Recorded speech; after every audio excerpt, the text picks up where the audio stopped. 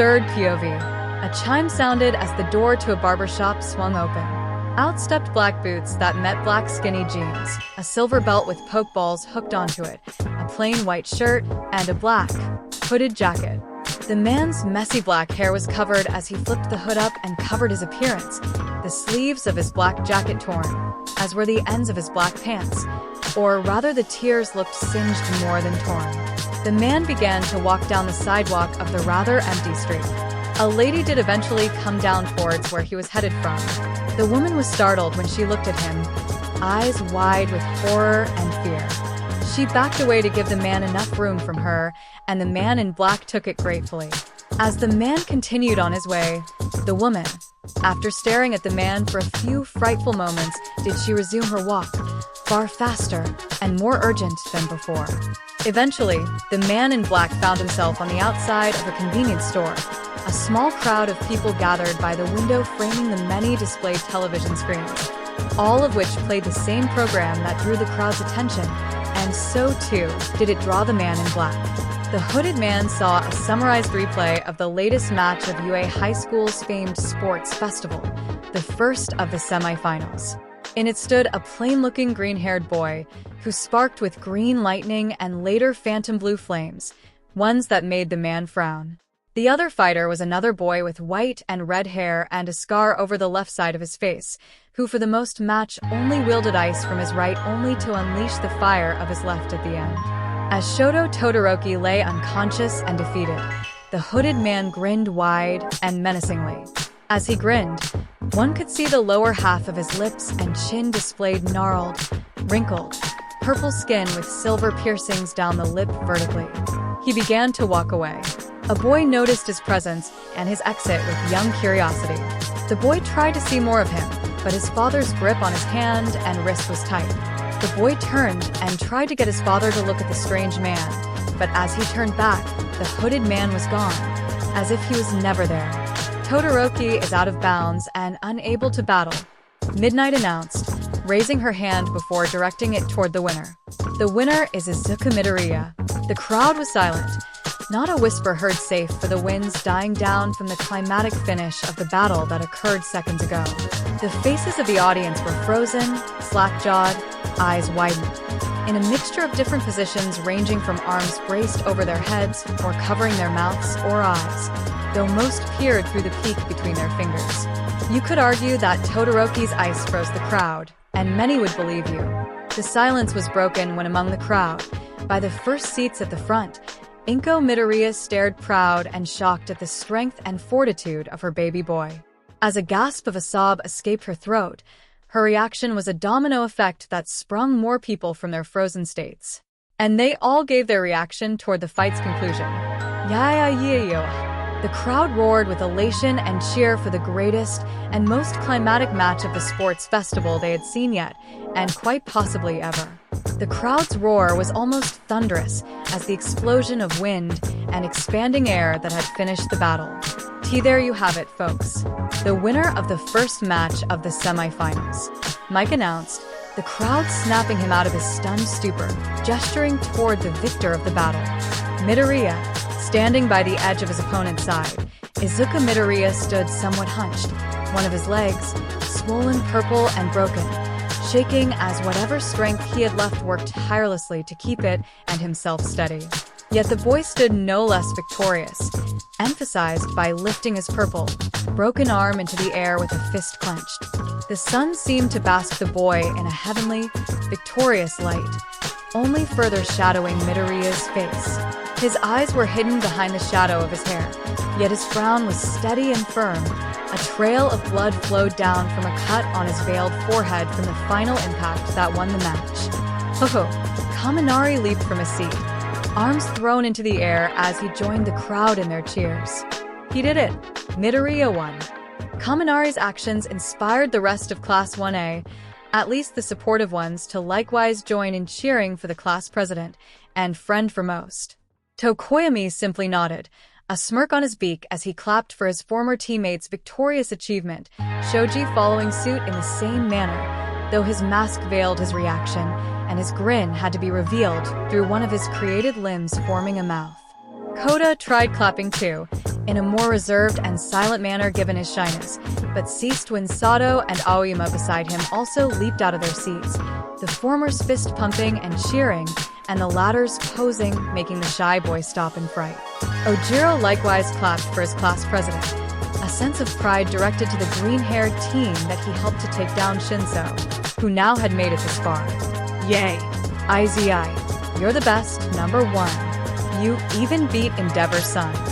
Hagakure went into another cheer, aided by Piplup, yet Hagakure's movements were slowed and shaky due to her trying to keep her tears from messing her up.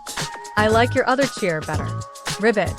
Tsuyu muttered to Hagakure, yet her gaze was still locked onto the green-haired monster of a fighter that was Izuku Midoriya, the boy she couldn't lie and say she wasn't crushing hard on. The way he stood despite his broken limbs was deeply concerning, but how intimidating did it look, and quite cool. She wondered if her siblings watching from home thought the same. Sure enough, at the Ajui's household, Samidare and Satsuki Ajui were jumping and dancing around and cheering for Big Bro Izuku's victory, and how cool he looked that it earned stars in the eyes of the two green-haired children. Their parents, Baru and Ganma, were more concerned about Midoriya's health, especially throughout the fight, and now with all those broken limbs, but they sighed in relief that their almost assuredly future son-in-law could finally get medical treatment now that the fight was over. Meanwhile, back in the Midoriya household, Mr. Mime was unknowingly or knowingly mimicking Hagakure's cheerleader dance in celebration of his trainer's son. Speaking of his trainer, Inko was in tears while Mitsuki, likewise letting a few tears loose, hugged her from the side. Masaru nodded and clapped in respect and admiration of Midoriya, looking at the boy like a father would look at their son, or rather an uncle and their nephew, in this case. The boy's real father figure likewise clapped and grinned wide at young Midoriya's victory, though the grin on All Might's face would turn to a frown as his more serious and pragmatic side took over the proud, fatherly one. In another household, one that looked grimmer with its lack of lighting aside from the TV, Riola cheered for the boy while Lucario gave a simple nod of respect. The black-haired man watched with a steady frown. He felt that final attack, felt the aura that powered it, and pushed the boy to victory. He also felt the consequence as his frown deepened. Who? Yeah, Greenie, you the man. Setsuna cheered and Wolf whistled. Is that really necessary? Yui raised an eyebrow at Setsuna. Hey, he was awesome back there. Super hardcore, even if the bone breaking was a little disturbing, Setsuna shrugged, with no guilt or shame in her actions. Plus, you can't blame me for admiring the goods. Yui blinked and turned back to look at Midoriya, both on the field and on the monitors, the former allowing her to see his rather impressive muscular back, and the latter helping to highlight his front, specifically his rock-hard abs. Yui said nothing more and just drank from her drink, which someone survived all the wind from before. Goddamn. I know we got glimpses of it before, but those clothes really hid all that underneath. Maruko couldn't help but lick her lips at the hunky prime piece of muscles that the boy's uniform once covered, a blush visible across his tanned face. You know you look like a cougar when you do that, right? Ryukyu raised an eyebrow at her friend, who had clearly lost all moral compass at this point. Shush, morals later, eye candy now. Maruko shushed her friend without ever tearing her eyes away from not only a man in the physical sense, but a hardcore, determined, and strong one at that. Told you guys muscles had quite the muscles on him. May spoke to no one in particular, maybe through the fourth wall. She's staring right at me. Back with the students, Uraraka slumped in her seat, comically melting and sagging. Ugh, thank goodness. Uraraka groaned in relief. I thought I was going to have a heart attack from all of the times Deka broke his fingers, much less that last attack. Indeed. While concerning, this is evidence of the strength of will of our class president. Ida's eyes were hidden by a glare of the sun, yet his body shook more and more till he could not handle it and burst out in comical tears. I am so honored to be Chief Class Officer. I have much to learn from my courageous class rep. Zero smiled, clapping for Midoriya too, though something did catch his eye. Bakugu was leaving. It made sense, his fight was up next, only made more obvious when his opponent, Tokoyami, also got up to head to his waiting room. However, Zero spotted the glare of Bakugo's eyes.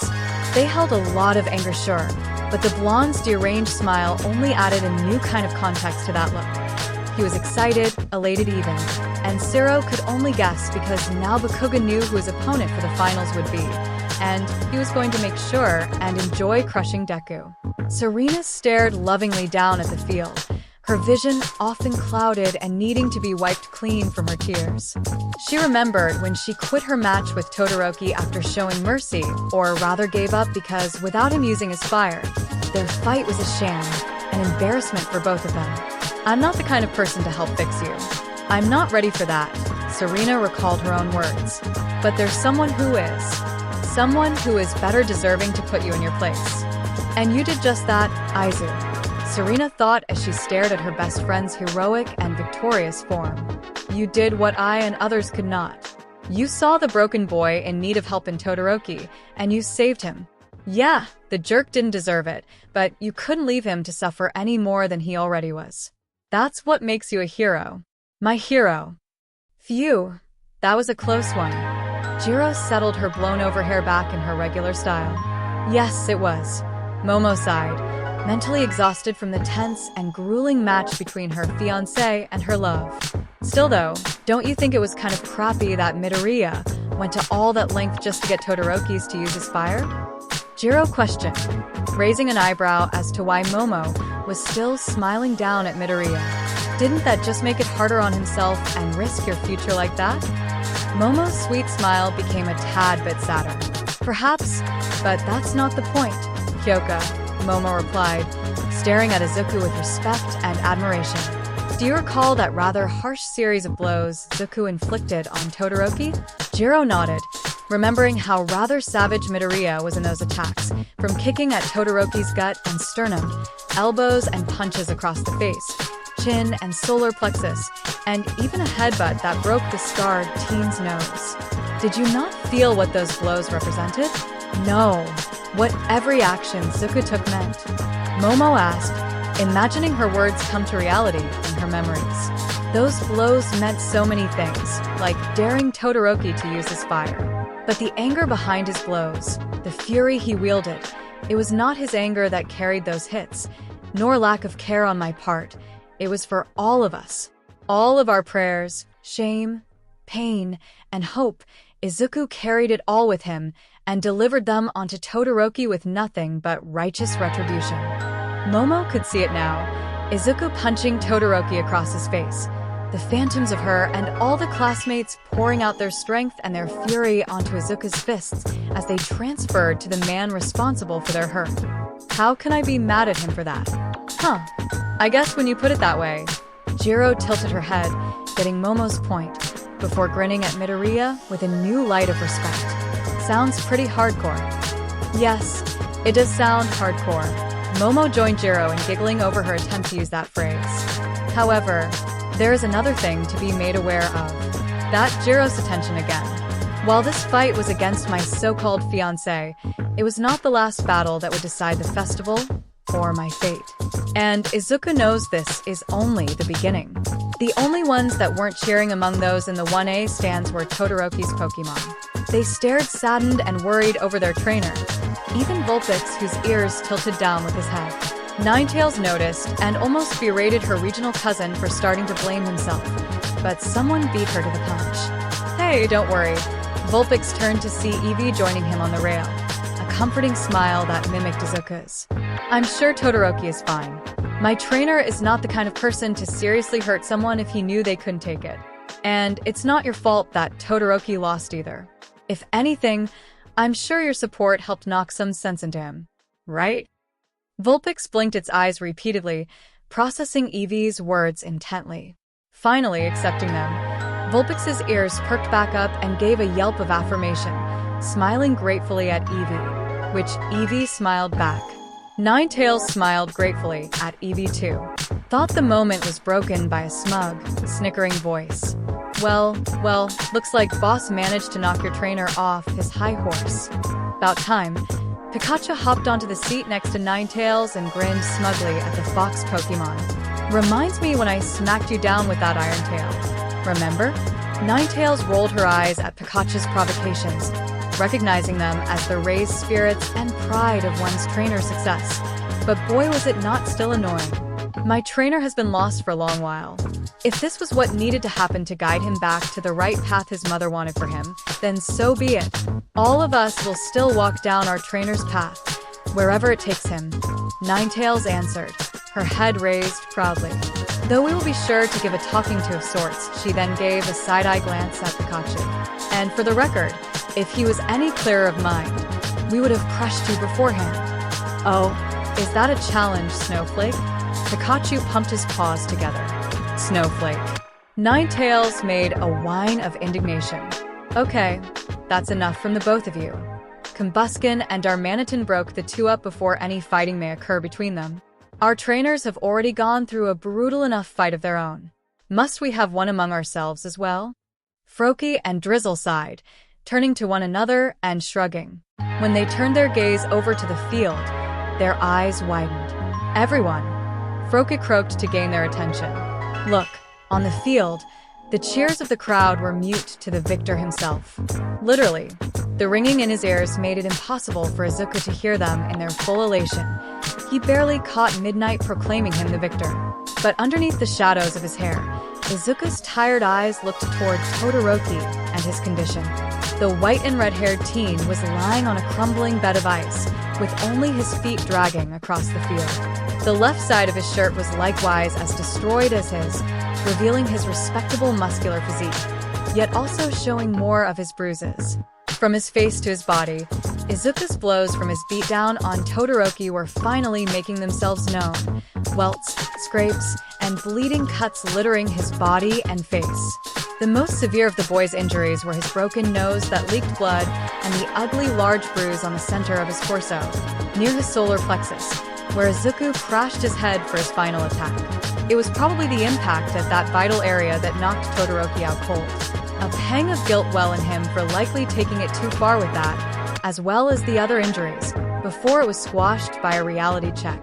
Despite his words that he didn't hate him, which were true, that did not mean hurt and confusion permeated Izuku's mind and soul, and how this was done to many others as well. Shoto Todoroki was not innocent, nor was he undeserving of those wounds. But before he could delve any further, the adrenaline of the fight finally gave out. Exhaustion hit him like a truck, and light began to fade from his eyes. Momo were Izuku's last thoughts before unconsciousness claimed, his legs finally giving away as he began to fall face first. Izuku, Momo exclaimed, getting up from her seat as she noticed Izuku beginning to fall. Serena, Uraraka, and Azui likewise joined her in this action, while Hagakure was already standing up. Suddenly, in that instant, the haze of victory and retribution against Todoroki faded away to reveal the full weight of the friend's injuries. Luckily, Midnight had made it in time to catch the boy, keeping the green-haired teen from falling and breaking his nose, too. The R-rated hero gently lowered him onto her lap, brushing his hair as he waited for the medbots to take both boys over to Recovery Girl as quickly as she could. Though the questionably dressed heroine and teacher was not above sneaking a brush of her hand over the boy's abs. Hard as diamonds. If he were a little older or me a little younger, I would so try to wrap him around my finger, Midnight sighed, lamenting the possibilities that her darn morality kept her from exploring. She then brushed his green hair. So soft. This kid's going to be quite the heartbreaker. She had no idea how right she was, as now hundreds of girls, in the stadium and around the world through their screens, jealousy pouted and glared at the mature heroine, either wanting to replace her in feeling up the unconscious hunk of a boy or cut off her hands in retribution. The latter was from the 1A girls and a certain periwinkle upper-class woman. Finally, the medbots arrived, taking the two unconscious boys away to Recovery Girl. In a collective exodus, the girls, Ida, Kaminari, and the boys' Pokemon all ran inside with their goal of meeting the bots at the nurse's room. All Might rose from his seat and made his way out the door of the teacher's stands, drawing looks of confusion from his colleagues, yet the symbol of peace did not care to share his reasoning. Likewise, Niza noticed Taisher get up and walk out without a word, though Niza knew where the man would be going. Phew! Hopefully, Recovery Girl can fix them up. Mirio sighed, his grin still not fading. Especially Midoriya. He still has the finals, and whoever he has to fight, right, Nijire? Nijire? Mirio and Tamaki looked around, noticing finally that their periwinkle friend was nowhere to be seen.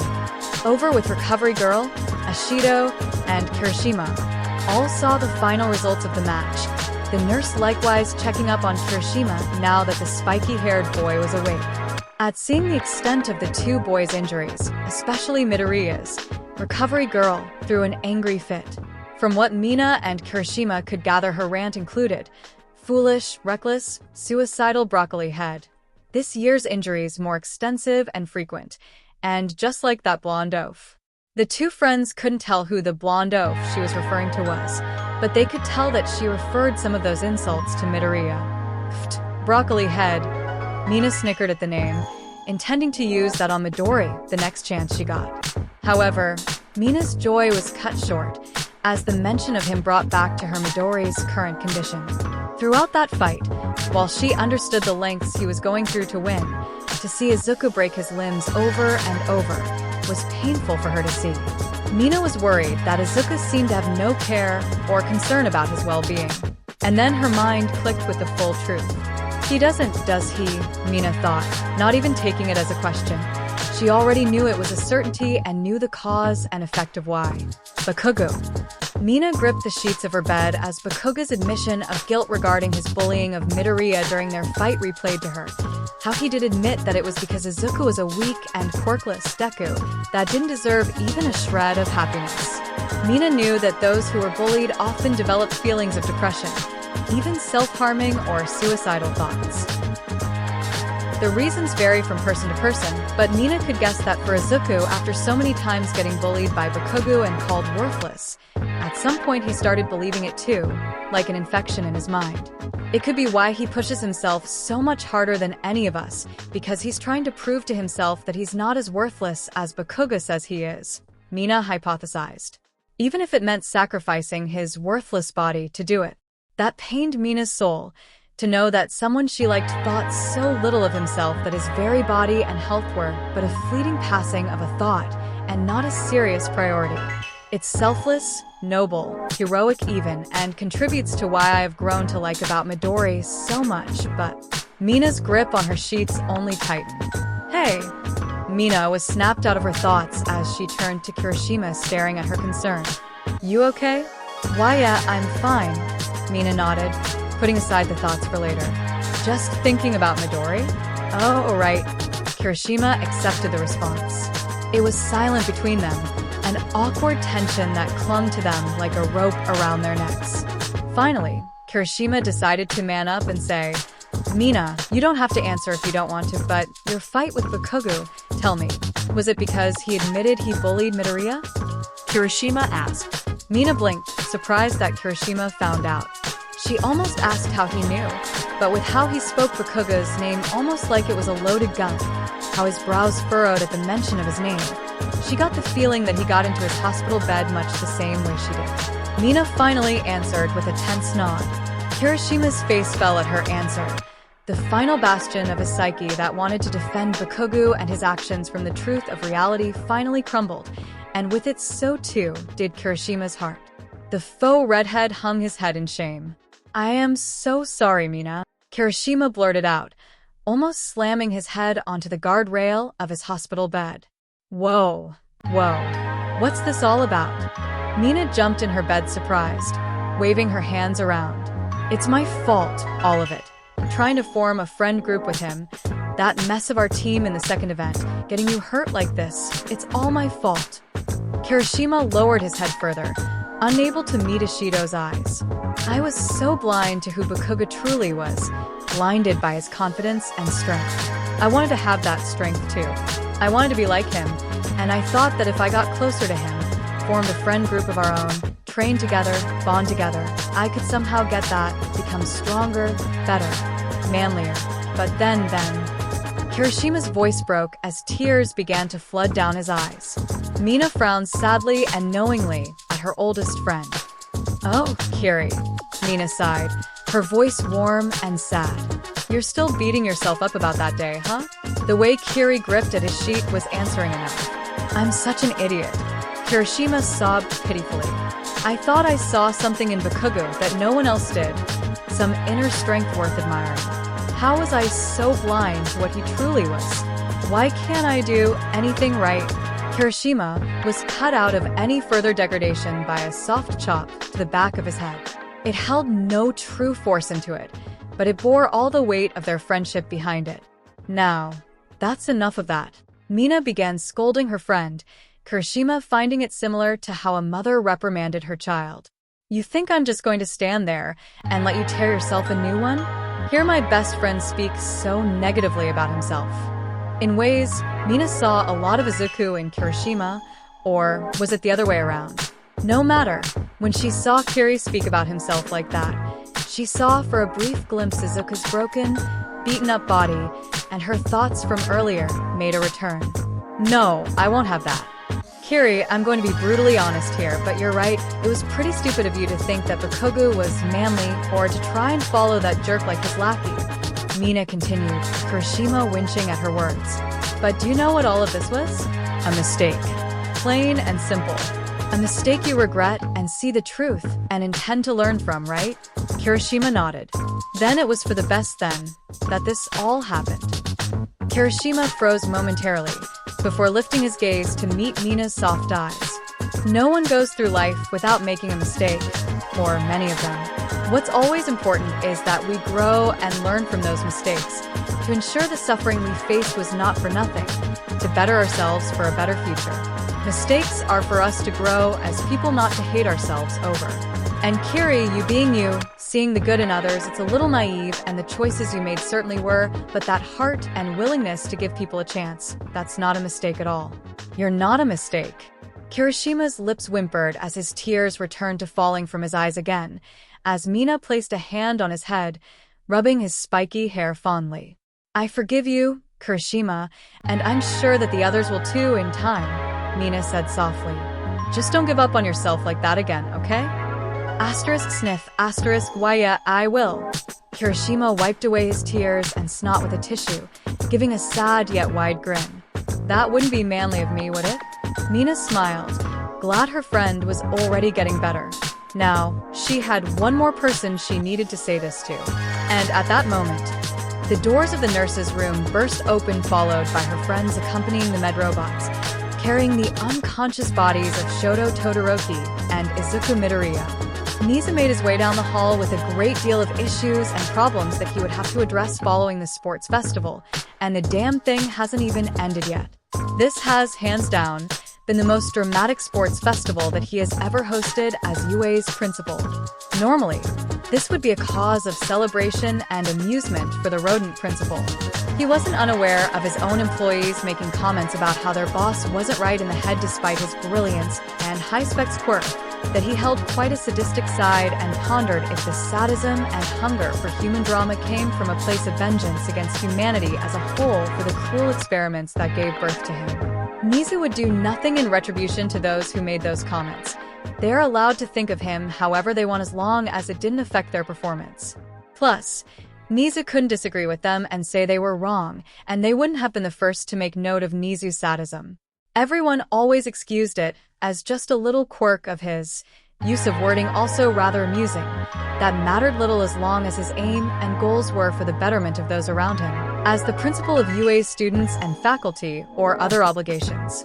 Nizu frowned as he thought this, the idea of his characteristics being passed over because he displayed importance for others, whether as something to make use of or capitalize on. It felt rather hypocritical and enlightening considering the issues arising from a rather few certain individuals that emerged to his greater attention in the sports festival.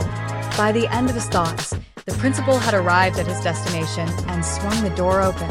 On the other side was the booth in which Present Mike and Eraser had announced and commented on the events of the festival, but only one person was there at the moment. Shortly after Midoriya and Todoroki's fight ended, the festival was put on pause for the temporary reconstruction of the fields, arena, and the clearing of the leftover ice from Todoroki, now that the boy himself was unconscious and unable to melt them away. Additionally, The extent to which Midoriya's and Todoroki's final blows damaged the arena and field was an understatement.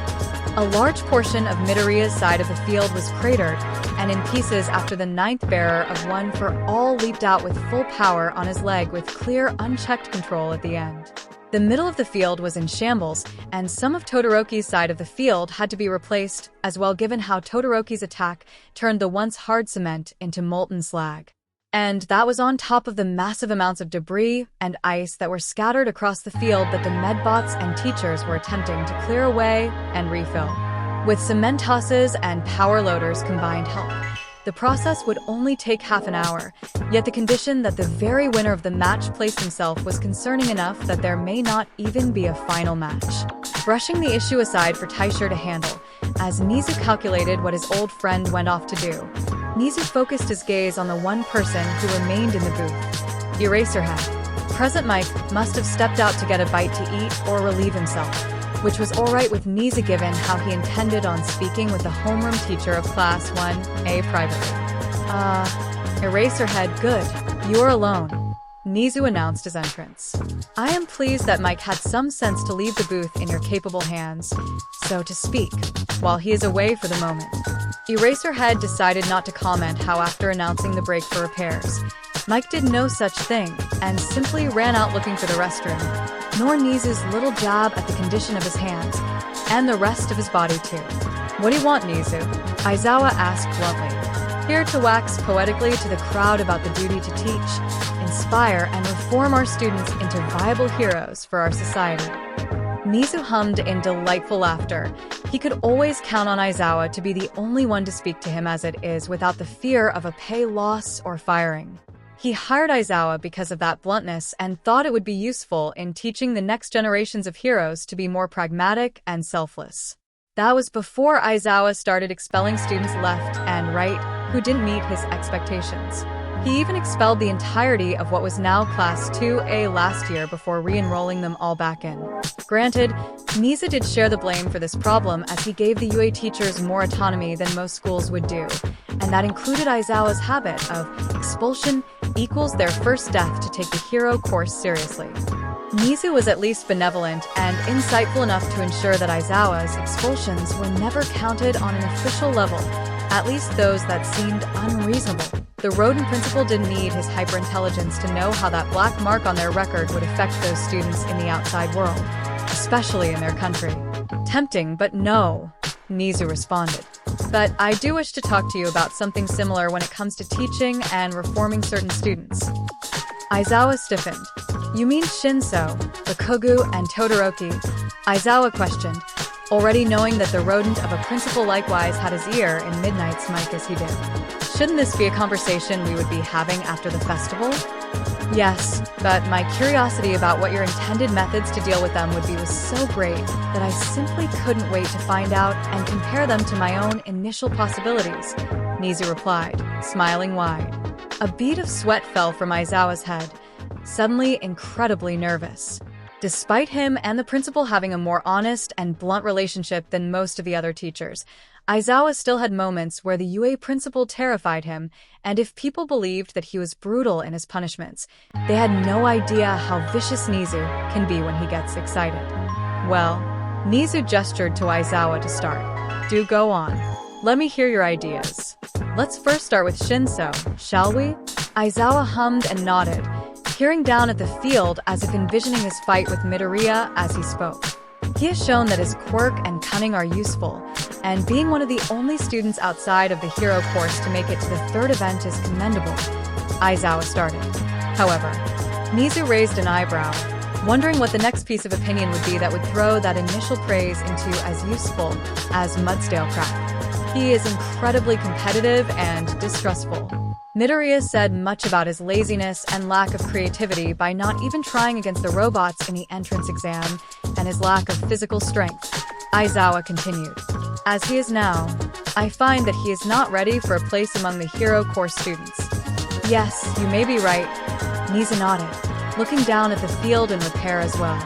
With the actions he committed against his fellow students, I'd imagine that they hold a bit of mistrust and sour look at him as well. Even Midoriya may only be so cordially neutral toward him, because of their shared bullying past. Aizawa glanced at Nizu at the mention of Midoriya and his bullying past, another thing he must have heard and analyzed as a factual finality.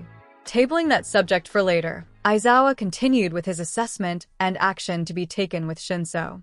Even though he isn't within my care and jurisdiction, if I had to decide on a fitting punishment, it would be to hold off any attempts of ideas on putting him into the hero course until after the first semester, and to assign him mandatory and discreet therapy sessions with Hound Dog over his issues. Acceptable. Nizu agreed with Aizawa's proposition, including the little bit of making the therapy sessions between the two to be discreet. Just as expulsion was a black mark on a person's record, many in their country would likewise look down upon someone with a history of therapy sessions. Anything more to add? You seem to have decided that he could show his worth to join the hero course, despite this punishment. If he were to join or have a chance, it would be after considering Minoru Mineta, who also made it further than many of his peers, for reintegration into the hero course. Aizawa replied. While Shinso made it further, his negative traits still need to be hammered away before he is given a chance to stand among the hero students. And I suppose you will be the one to do it? Nizu could sense the potential offer of taking Shinso under his wings. Not surprising to Nizu, given Aizawa's similarities to the boy. If I were to do it, it would have to be done in a way that I won't show favoritism between my students. Aizawa responded, honestly, his mind analyzing perhaps making scheduled lessons to catch Shinso up with his potential future peers. Lessons that would only start after a certain time and don't interfere with his duties as A's homeroom teacher. I have already gained a certain bit of mistrust toward them. Showing more interest in a student outside my class will only spark feelings of resentment, jealousy, and even further mistrust toward Shinso. I've never seen you have so much care put into how your students think of you, Eraser. Tell me, has any particular event caused you to rethink how you teach your class? Nizu questioned with a knowing grin on his face. Aizawa's eyes thought toward his miscalculation on Izuku Midoriya and Shoto Todoroki, misanalyzing the former for being lazy and the other by not noticing his purposeful limiting, as well as the slip that Bakuga's and Midoriya's obvious negative past had done to his conscious mind. Then there is Todoroki. Aizawa shifted gears to another problem child that had sprouted from this festival. Nizu allowed the topic to change, finding gruff and stoic humans like Aizawa fleeing from admittance of emotional capacity also very amusing.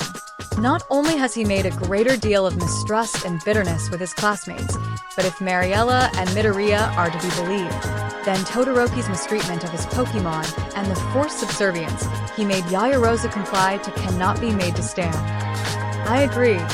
Nizu nodded again, a frown forming on his face. Shoto Todoroki's actions did produce a sourer taste in Nizu's mouth than Shinsu's. Perhaps it was because of the Pokemon abuse? Or the perpetual enslavement that Todoroki forced Yaoyorozu into. Regardless, Nizu had little mercy for such acts. And yet, he could not ignore the warnings and signs that Taisha registered. However, before you suggest immediate expulsion, I'm afraid the situation is far more complicated than simple parental issues. Aizawa looked to the principal in confusion. I'm afraid that Shoto Todoroki is under the effects of some sort of psychic imprinting on his very psyche, presumably his memories, Nizu revealed with an air of seriousness. What? Aizawa asked again, his tone likewise more serious as it was angrier. And I wasn't made aware of this? The extent of this psychic imprinting, as well as its effect on his behavior, is undetermined as of yet, and only recently discovered, hence why I am telling this to you now, Nizu explained. However, Professor Taisha is already working on a potential lead to where the source of the psychic interference may come from, but even if we are to clear it, we need the boy under our supervision to be sure. So, what? All his actions are to be excused, and all he gets is a slap on the wrist because you and Taisha want to play doctors? Aizawa questioned, already beginning to fight Nizu on this decision. Do you think me so callous and dismissive? Nizu raised an eyebrow at him, daring to accuse that again. When Aizawa didn't, Nizu continued, make no mistake, a severe punishment will fall upon Mr. Todoroki for his actions. Perhaps a week of suspension, performing physical labor for the school, mandatory, non-discrete therapy sessions with Hound Dog, and an academic survey following the first semester's final exam to decide his future enrollment in UA Mine, and Teicher's observations should be done by then, and his performance in the final exams will not only verify his passing of the semester, but also his future within our halls. Even Aizawa was surprised by how severe that punishment was without adding expulsion to the mix, but given Todoroki's actions, Aizawa could not blame the principal for going so far. That week of suspension, if it occurred just after the festival, would be a crucial moment for the hero students' future careers, and missing out on it would be quite the blow for Todoroki, putting him in need to catch up with his classmates, more than Aizawa was already planning. And his Pokemon? Aizawa asked further. You heard just as I did, Eraser. If Vulpix has no intention of leaving Mr. Todoroki, then we cannot force it upon him, Nizu replied. We could call for a vote for Stockholm Syndrome, Aizawa pointed out. Perhaps, but I'm afraid that might do more harm than good now that Mr. Todoroki may not associate his left side and his Pokemon with his father, Nizu explained. Perhaps the fact the Vulpix was given to him by his mother may cause a negative reaction if we were to take his Pokemon. Quite ironic. Aizawa hummed, not sold on Todoroki's punishments, but it was a discussion that could be tabled for a more official capacity after the festival. And Bakugo? Aizawa asked. You want my thoughts on how to deal with him? Oh yes, I do. Though you may need to be aware that I will personally see to it that legal action is taken upon Aldera, the school where both Midoriya and Bakugo attended before, Nizu informed the homeroom teacher. The malleability of a child aside, those teachers have no business in the same profession as ourselves. I will tear the building down myself if I have to. Aizawa could imagine it already. The Aldera school building getting crushed under the force of a wrecking ball controlled by a vengeful and maniac-laughing rodent principal. Aizawa almost felt sorry for those bastards. Almost. Yes, well. As for Bakugo, after what he did to Ishido, that is his second strike down. Assuming you also wish to keep me from expelling the brat, right? Aizawa questioned. Unfortunately, I do, Nizu sighed. Unlike Mr. Todoroki, who has a hero for a father who would keep from the path by his supervision, Mr. Bakugo is a far more volatile and dangerous individual that simple expulsion will not handle outright. I have a possible solution to this, however, for now, as long as Mr. Bakugo refrains from causing any more disturbing acts for the remainder of the festival, he will continue to be at UA. For now. Given the likelihood of winning the semi-finals and who he will be fighting in the finals, that chance may be low, Aizawa noted, to which Nizu nodded in agreement. Speaking of which, what of Midoriya's condition? And if you expect me to toss a broken-armed boy into the finals against possibly his bully, then you have another thing coming. Rat. Nizu gave a short chuckle at the rat insult, only because it was another show of Aizawa. In fact, caring for his students. Believe me, Eraser, I believe you and would not dare to do such a thing, Nizu replied. And do not worry about Mr. Midoriya. If I know exactly who will assist Recovery Girl in healing him, then you'll have nothing to worry about. Whenever you say it like that, everyone begins to worry, Aizawa retorted. Nizu threw his head back and laughed. Meanwhile, outside Recovery Girl's room, the whole of Midoriya's friend group, plus extras, stood anxious and waiting. The group had arrived just as the bots did. However, despite their pleas and demands to stay by Midoriya's side, especially from Moma, Recovery Girl would not budge and refused to allow anyone in, except for Midoriya's and Todoroki's Pokemon. It would be easier and less volatile to separate a Kangaskhan from its infant than a Pokemon from its injured trainer.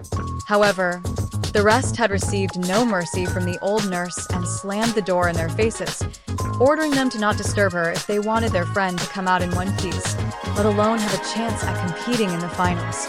She even tossed out, figuratively speaking, more like safely escorted them out, Ishido and Kirishima once she verified that they were healthy enough to stand. And so, they all found themselves standing, pacing, and or fidgeting outside the nurse's room with varying degrees of anxiety. Kaminari and Ajui flanked Ishido and Kirishima, the former two standing beside them in case any sudden exhaustion or flare of pain causes them to collapse, which was appreciated by the two, and even called manly by Kirishima. Yet Kaminari looked like he was more lost in his own world, a worried expression for his Pika bro, and tapping his foot excessively that was getting annoying to Jiro. Ajui was more attentive, but even she looked to space out in her memories, fiddling with her large thumbs. Ashido tried her best to keep her anxiety from bursting out and moving around, Kirishima being a helpful anchor point of hers by rubbing his bandaged arm on her back in comfort. Ochako and Hagakure stood together on one side of the door, the former likewise fiddling with her finger pads, looking positively worried. Hagakure's face couldn't show her worry and fear, but her clothes practically vibrated so much so that most feared she was going to start bouncing up and down the halls. Jiro and Momo stood on the other side of the door, Jiro fiddling with her jacks, while Momo simply tried her best to look poised and elegant. Emphasis on tried. Jiro could almost hear the worrisome thoughts in Yairo's mind, almost as much as she heard Recovery Girl's work from the other end, or at least did before she tried to block it out. Ida was a mix of either standing by Ochako and Hagakure for a few moments to then pacing around, all while mumbling to himself assurances that Recovery Girl knows what she is doing and that she can fix up Midoriya.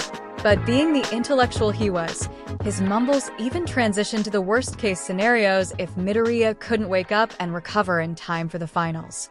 Serena was even worse than Ida, absolutely unwilling to stay point, and spent the entire pacing around the halls so much that they wondered if she was going to wear out her shoes. Her hands were a blur between fidgeting and fiddling with themselves, nearly biting her nails, or hugging herself before transitioning into another act of anxiousness.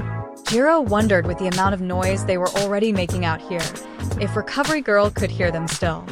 Finally, the not-so-silent struggle for the group came to a climax with Serena's sudden declaration. "That's it. I can't take this. I'm going in." "No, absolutely not." Ida zipped over and blocked Serena's path to the door. "Get out of my way, Ida." Serena's expression turned cold and heavy, like the unrelenting pressure of the deep oceans. "You already know how I respond to those who keep me from Izu. You want a demonstration?" Ida flinched under the severity of her threat and glare, but the chief class officer stood firm. "I have no intentions of being your enemy, Mariella, but I will also not allow you to disrupt Recovery Girl's attempts to help our friend," Ida replied. "As painful as it is, we must trust in her to help our friend, and be there for him as we are now." "Be there for him? Help? Friend?" Serena repeated a few of his words with disgust and affront. "You mean the same friend you are oh so willing to turn on at the chance of surpassing him?" Ida flinched again. "The same friend you stood against by siding and listening to Todoroki? Was that being there for him?" The way that others among the group, such as Mina, Ajui, Kaminari, and Hagakure flinched that those jabs were meant for them as much as they were for Ida.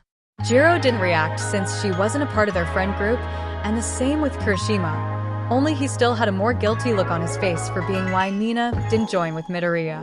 At least, me and Yamamo couldn't through no will of our own. The only one here who stood by his side to the end was Uraraka. "And you, Chief Class Officer? What would you know about standing by Aiza's side when the whole world stands against him?" Ida's eyes were hidden under the glare of light from his glasses, yet he frowned deeply, his shoulders and head hung in shame at Serena's words. It looked like Ida was about to relent to Serena's harsh words. "Okay, Mariella, I think that's going a bit far dash," Jiro began to say, but was cut off by a raised hand. Not from Serena though, but from Ida. "You're right, Mariella. You're right. I have been a poor friend to Midoriya," Ida said. "I've betrayed his trust and our friendship to serve Todoroki's schemes and my ambitions. I took Midoriya's words to heart on strengthening and proving ourselves, but in return abandoned him. By all rights, I am the last to speak to you of being there for Midoriya."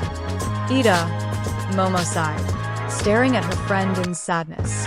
"However, Midoriya still looked out for me, even despite these acts of malfeasance against him, and spared me worse pain and torment he could have inflicted on me in our match," Ida continued, recalling Midoriya's words on how he lowered the percentage of his strength in fear he would break Ida's back.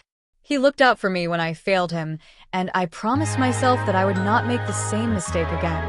I vowed I would be a better friend and be there when he has needs of me, And so I do so now and stand between you and that door for his sake, that he may recover better with Recovery Girl's aid unbothered by our fear and worry. Serena blinked in surprise at the strength and fortitude behind Ida's eyes, showing he truly meant every word he said. Serena couldn't help but respect that strength like a dam of solid stone keeping back a vast lake. She could faintly hear Kirishima call Ida manly, and she couldn't deny it. With the acknowledgement of his perseverance and words, Serena blushed, embarrassed and ashamed that she let her emotions rule her again, and sprouted those words at him and everyone. I do not blame you for your words, Mariella.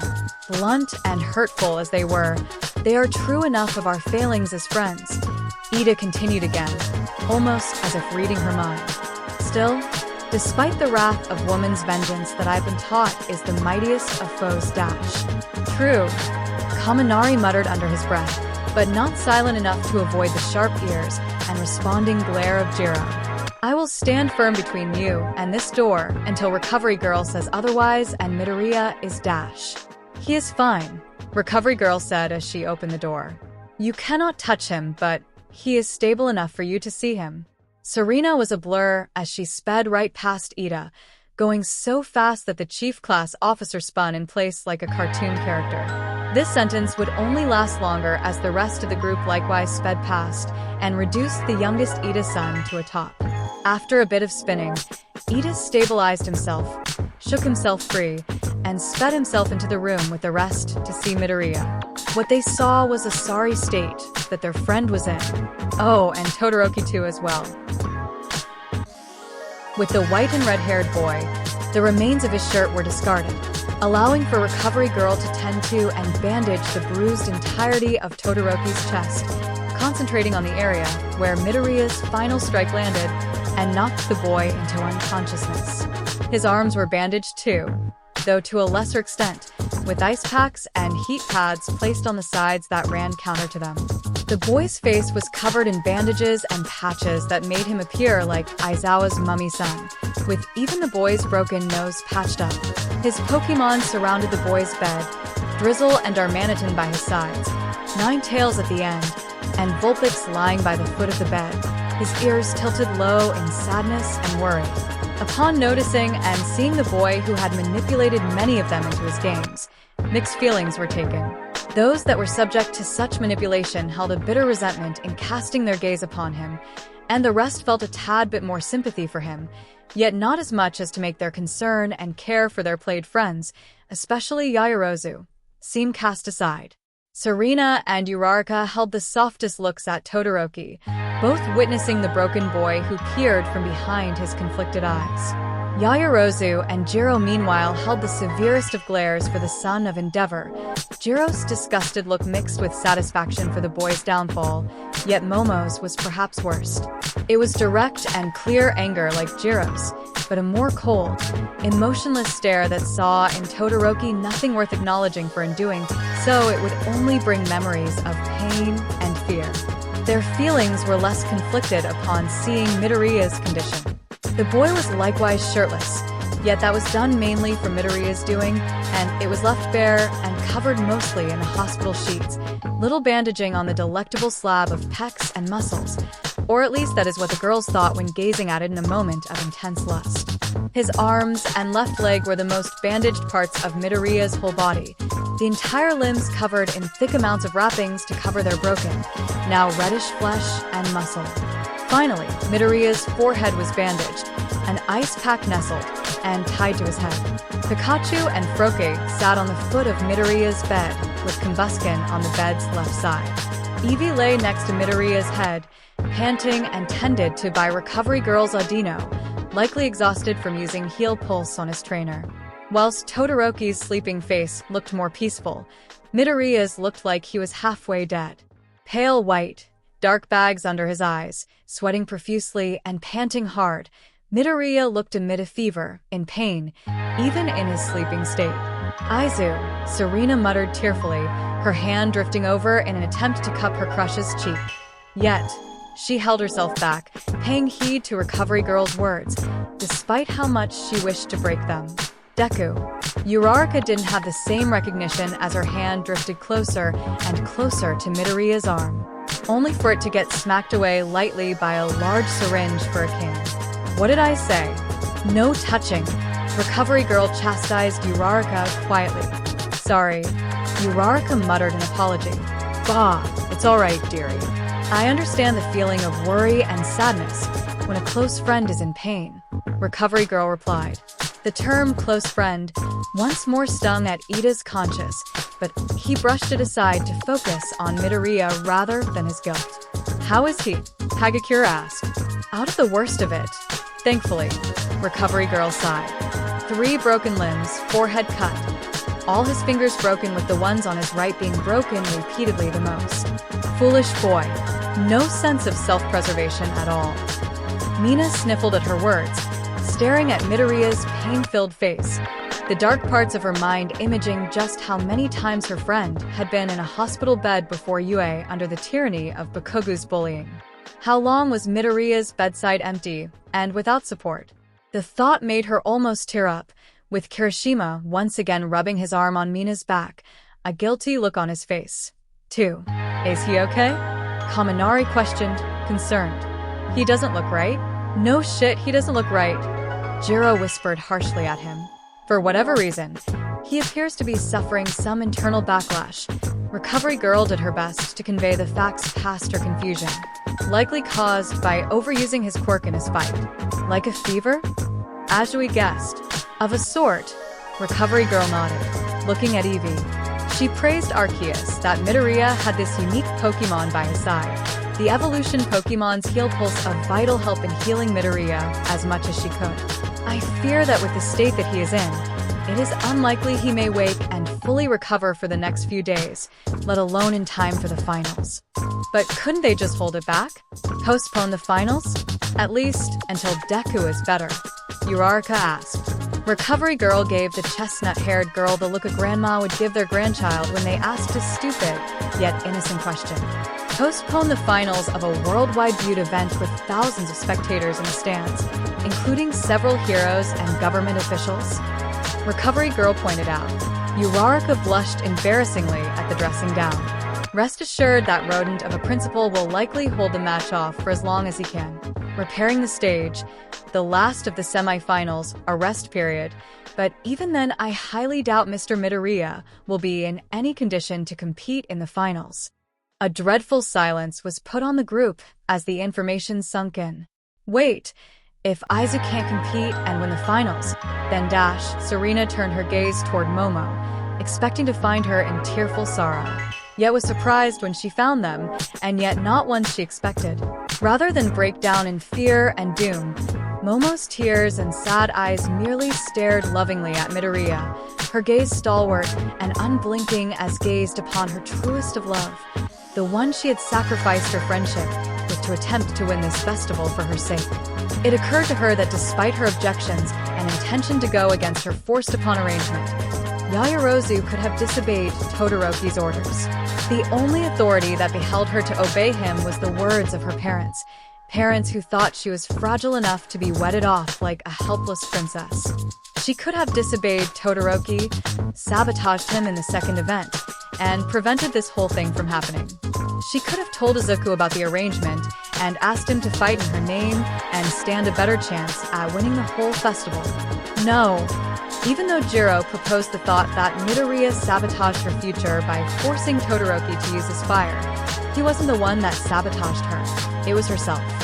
She let her pride decree to win the festival with her own hands. She followed her fiancé's words in taking down the one she truly wished to give her heart to, and, whether because she may not have trusted him or wanted to burden him, she didn't turn to Izuku, who would have agreed instantly. And what was worse was that her pride likewise led to this very outcome where, in attempting to do right with both hers and Todoroki's futures, did this to himself. The fault isn't with him. It never was, Momo sadly thought. It's mine. Before she could sink further into a depressive pit of her own making, a silky, deep voice spoke up. Then I shall take it from here. Turning around, the group saw Professor Teicher standing by the door of the room. Professor Teicher? Hagakure said, confused. The Pokemon professor darted his eyes to the invisible girl with a serious stare that made Hagakure feel that he looking directly at her, seeing her whole being, body, and soul. Toru swore to herself. She thought she saw a shine of blue flash in Taisher's eye, which made his gaze narrow and frown at her. A head poked out from behind Taisher. Hey. The rest of the person slipped past Taisher and into the room, revealing herself to the group in stunned silence. The girl was beautiful, as tall as Yaoyorozu and her assets as stacked as hers and Serena's. She wore a deep ocean blue dress, the white squared lined end of the skirt reaching halfway past her thick tights, displaying her long and graceful legs and more of her blemish-free skin. White cloth lined the collarbone of her dress and the end of her short sleeves, 3 white buttons leading down the collarbone to her large breasts that strained her dress. The girl's periwinkle hair was long, curling past her wide hips, and ended down to her knees. Slight bangs swept to the sides of her forehead, and an upward curl framed the sides of her face up to her wide and curious royal blue eyes. The girl looked nothing short of gorgeous, an angel whose beauty rivaled and even surpassed Momo's, something acknowledged by the whole group, even Yaoyorozu herself. She left both the guys and girls blushing, one side mainly from her stunning beauty and the other mainly through jealousy. Oh, wow. He looks even worse up close. Mijire suddenly was found right beside Midoriya's bed, leaning her head over so that her face hovered over his. He looks half dead. Is it because he used too much of his powers? Or was it because he caught a cold from Todoroki's ice? It was pretty cold just from the stands. Ooh, his freckles look like diamonds in that formation. Could that be a unique sign? And his hair looks so soft and comfy. I wonder how it feels like. HHEY. W, who do you think you are? Serena blushed in jealousy and quietly yelled, remembering to lower her voice after a brief glare from Recovery Girl. Mijire turned her attention to Serena and the rest, finally acknowledging their presence, even as her hand drifted toward Midoriya's hair. Her curious eyes landed and analyzed each of them. That's enough, young Hado. Taisher spoke up again. Your boundless questions can come at another time perhaps. I mean Mr. Taisher, sir. Mijire corrected herself, standing straight and attentive, her hand ceasing its journey to savor the softness of Midoriya's hair. I'm sorry, but what is going on here, Professor Taisher? Momo questioned, giving a suspicious look at Taisher and Mijire. What do you mean that you will take it from here?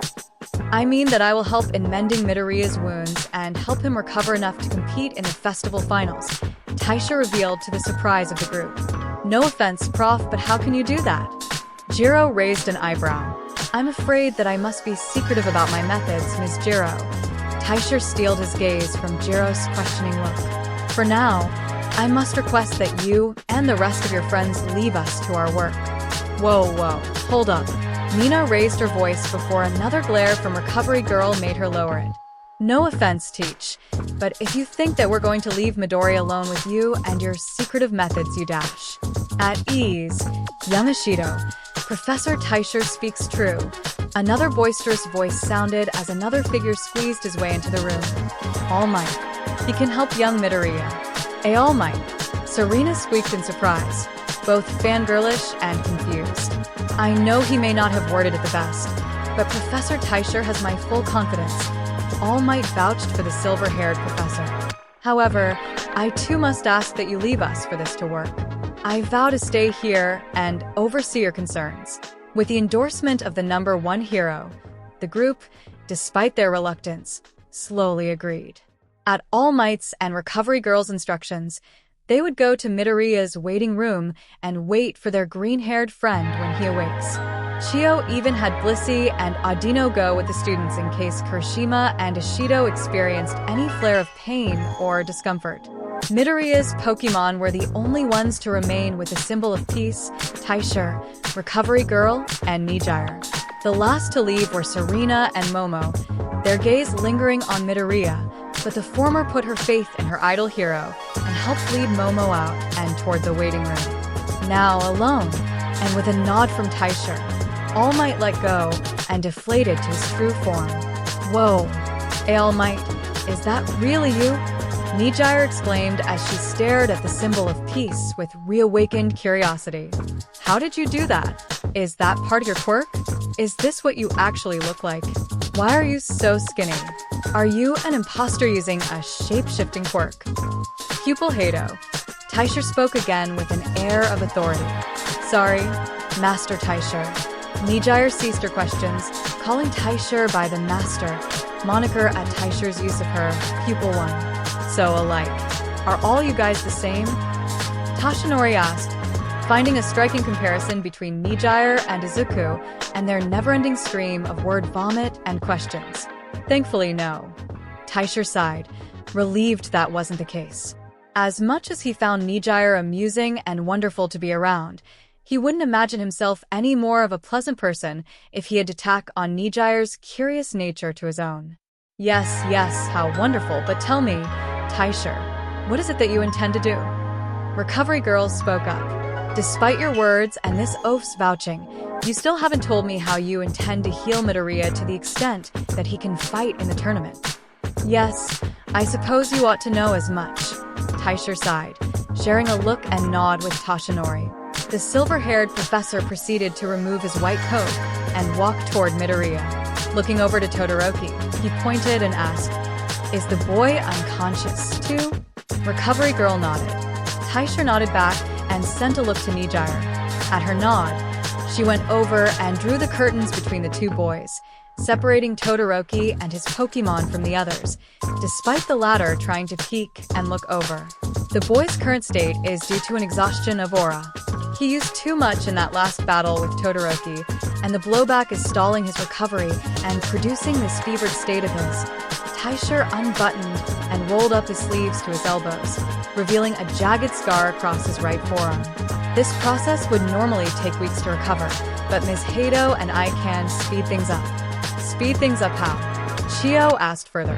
While I trust in your knowledge of Pokemon, I believe you claimed yourself to be quirkless, and Ms. Hato's quirk does not possess any healing abilities. Not through quirks, but aura. Taisher revealed, placing a hand over Midoriya's forehead, tracing his finger down the boy's face in a clear direction toward the boy's center of his chest. Me and Ms. Hato can replenish his aura with our own. You can do that? Tashinori blinked, surprised. By myself. This process would only do so much as relieve him of his fever and heal his wounds, but with the both of us, we can heal and replenish his aura enough to awaken him and empower him enough to compete in the finals, Taisher explained. He will likely not be able to access his aura for the fight, and will have to rely solely on his quirk, but the two of us can charge his batteries enough for him to complete his goals. Even if what you say is true and can be done, the boy is already wounded and gone through enough. Recovery Girl barked, narrowing her eyes at Taisher. As his nurse, I cannot endorse just sending him out to break his body again. Taisher, can you give us a moment? Tashinori spoke. Taisher nodded. Be quick though. Time is of the essence. Tashinori nodded and led Recovery Girl to the edge of the room, leaning down to whisper to her. Look, Chio, I am not fully on board to send young Midoriya into harm's way either, but we need to do this, Tashinori said. Why? What is so important that the boy needs to injure himself more? Recovery Girl whispered harshly back, a sense of grandmotherly protection welling up for her patient. Are you so desperate to flaunt the boy off as your successor? This isn't about that. All Might's whisper was just as harsh and firm as Chio's, a look of affront and seriousness in the thin man's eyes. I don't know much about what's going on, Niza didn't share as much, but I know young Midoriya has his reasons to try and win the festival. Reasons that are not for his sake, but those of his friends. If we don't do this, then young Midoriya might never forgive us. We have to try at least.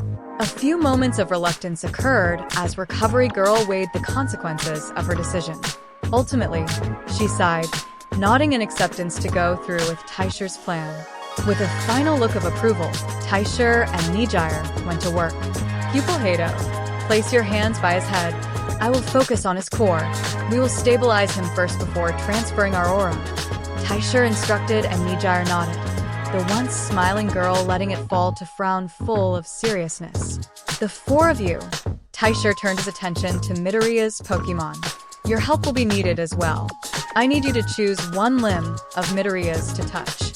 When I tell you to, I want you to concentrate on your bonds with the boy. Feel your connection with him link with his body, and his to yours.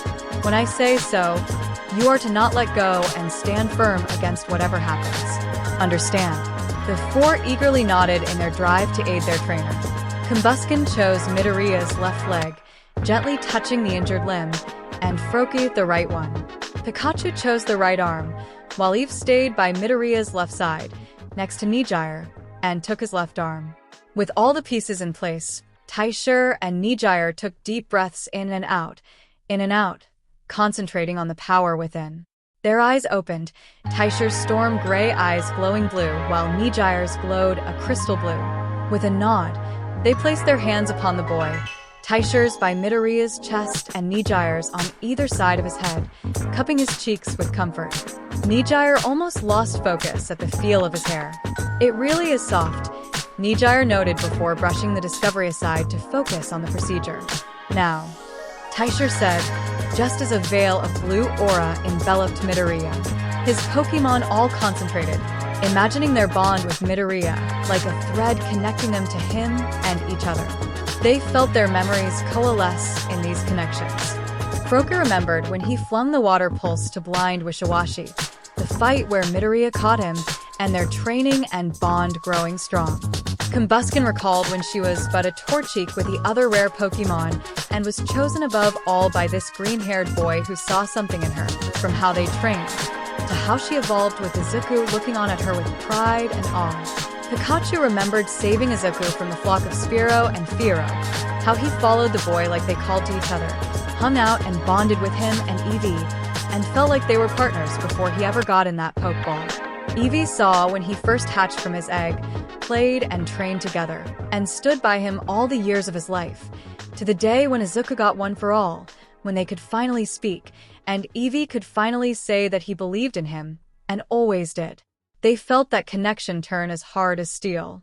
Taishur whispered in unknown language before switching to chanting out loud. Vita, Flora. Vita, Cress. Aura. Benetic Cui Munis Large Iris. Taishur and Nijire chanted in unison, over and over. As they chanted, they willed their aura to flow from themselves and into Midoriya. From Taishur, he imagined his core, a glowing tree, tall, strong, ever-growing, ever-reaching, illuminated in white light. He imagined the tree's glow brightening before a beam of light shot up into the air from the tree, trailing across an unknown expanse till it reached Midoriya's wilting tree. For Nijire, she imagined a clear blue sky, and in it, an ever-changing, glittering white cloud that glowed with heavenly light. She imagined it shining before the glittering rain fell, blessing the drying lake behind a dam. She imagined her rain filling Midoriya's lake. Izuku's face flinched and scrunched in pain. His Pokemon shook and felt their trainer's pain almost as their own, yet they held firm and refused to let go. Recovery Girl and Tashinori looked on with concern and anxiousness. When he saw the pain on his face, Tashinori felt a moment of faltering, a surge of protectiveness well up that nearly made him rush in and stop them. It was Recovery Girl who stopped him. Look, the nurse pointed, and so Tashinori did, and his eyes widened. Lines appeared all over Midoriya, like veins, and for a moment, the two thought it was his veins, but they were too intricate, too purposeful in their design. The lines trailed down toward his whole body. When they reached his broken arms and leg, the flinching grew worse, yet the arms glowed like miniature blue suns. So much, so they shined their form through the casts. They saw broken lines and fractures mend and close. They were healing. Nijire saw Midoriya's eyes peek open, sleepy and half asleep. She found the way they glowed sea blue-green, the rainbow light that peeked behind his iris, enchanting. Nijire smiled down on him, leaning down to whisper in his ear.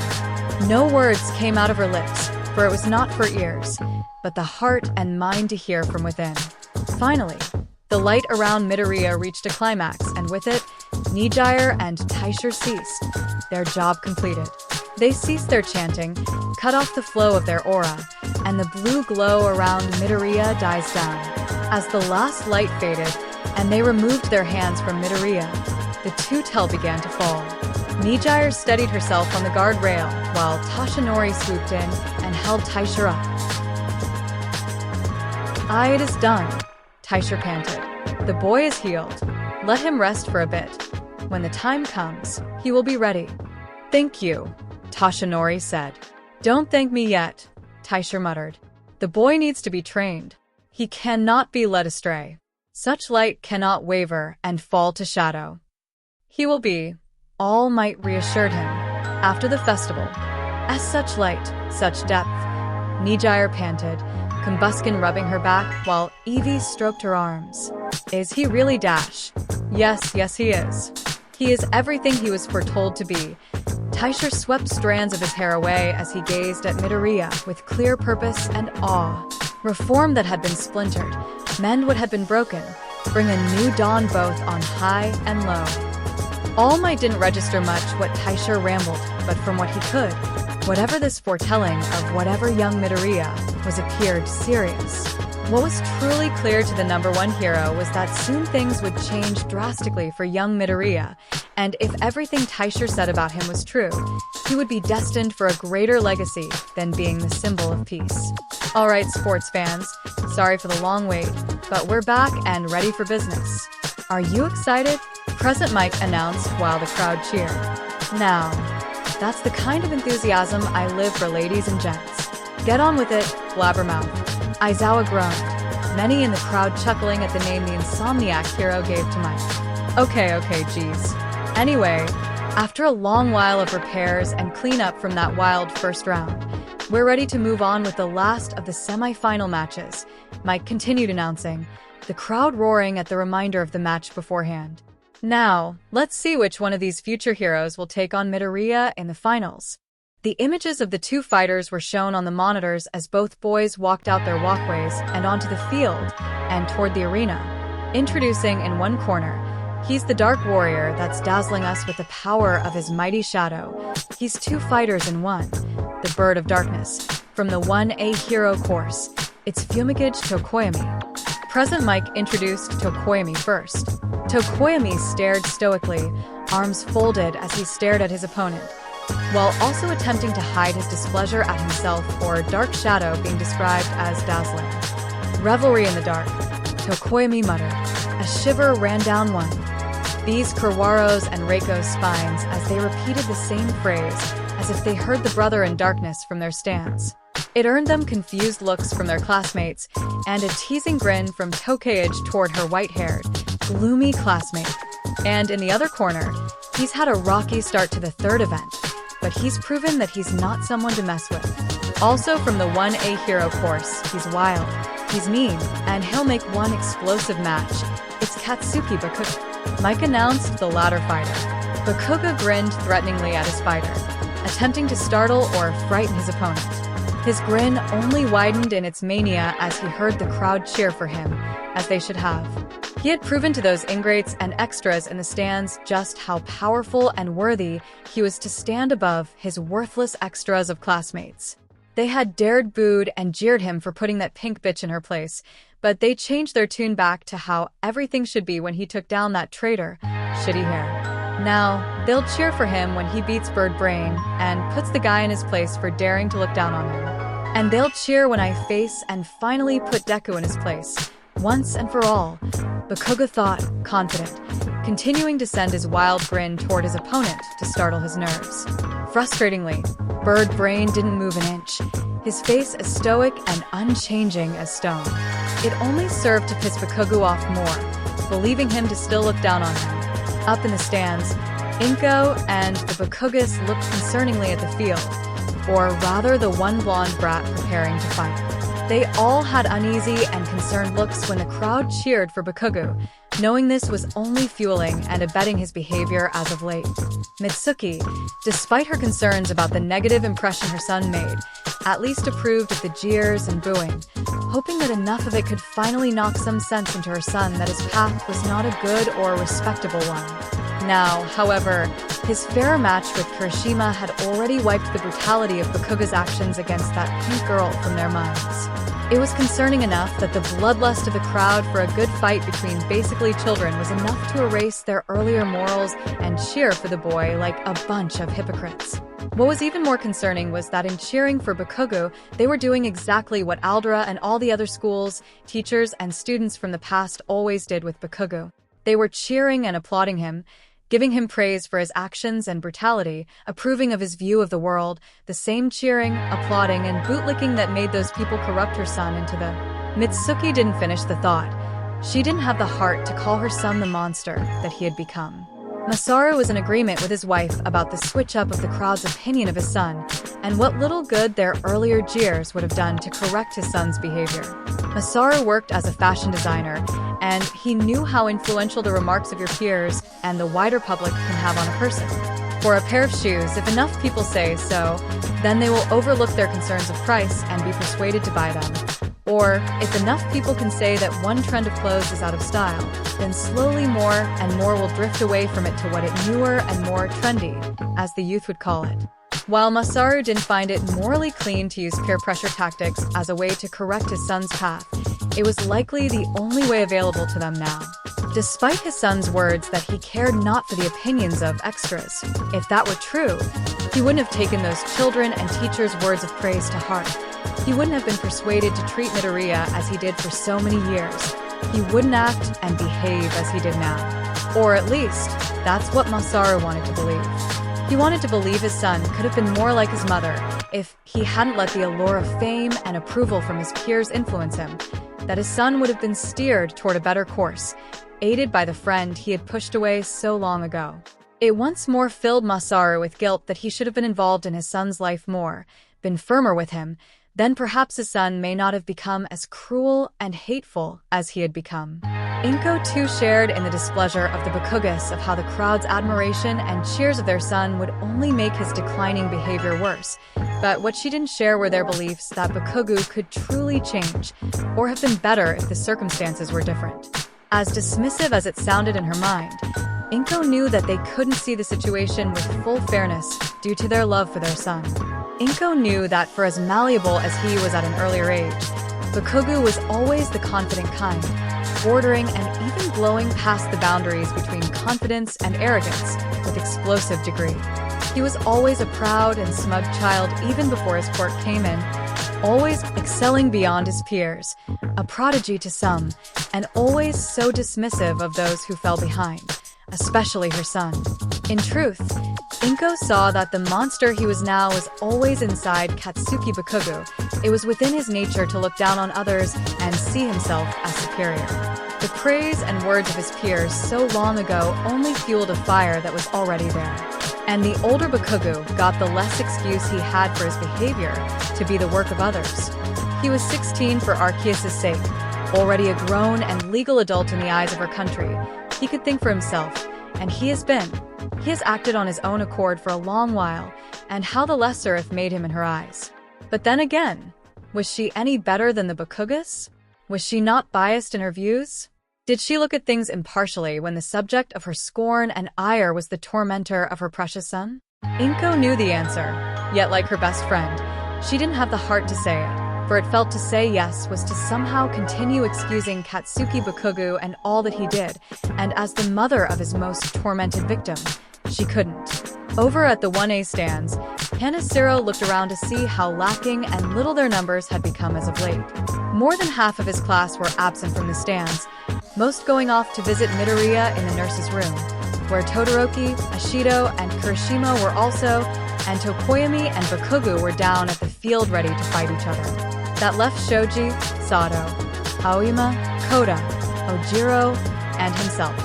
Looking at those around him now, he couldn't help but equate themselves as the outcasts of their class, or, more fairly and less insulting, the leftovers of Class 1A.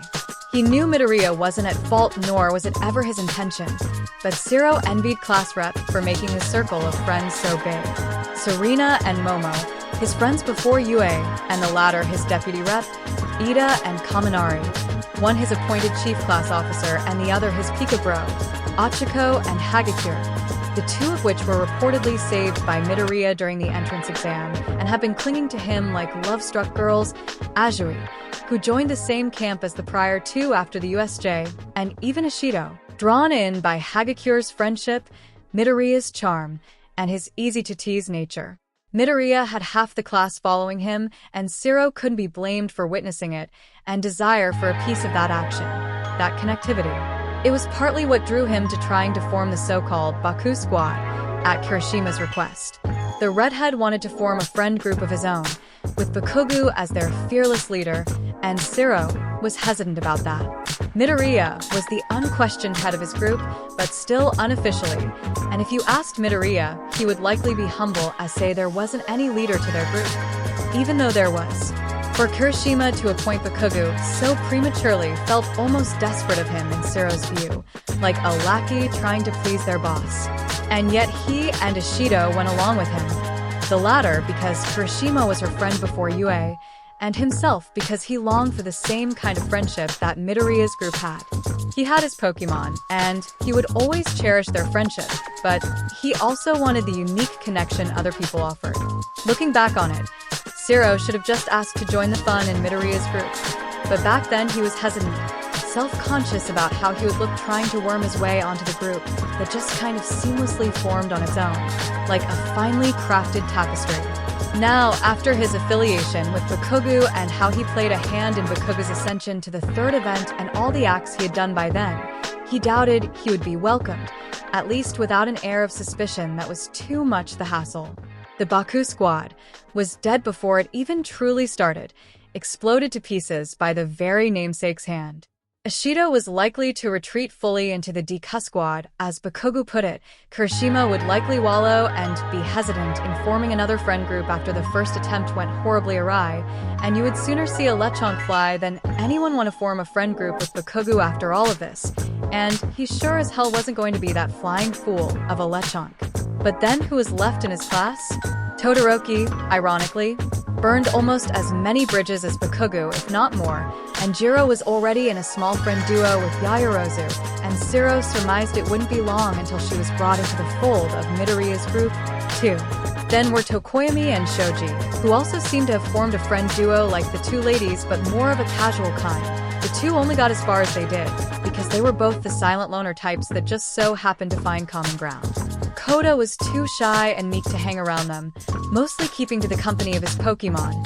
Rather fitting thanks to his quirk, Ojiro seemed to blend into the background more than even the invisible girl.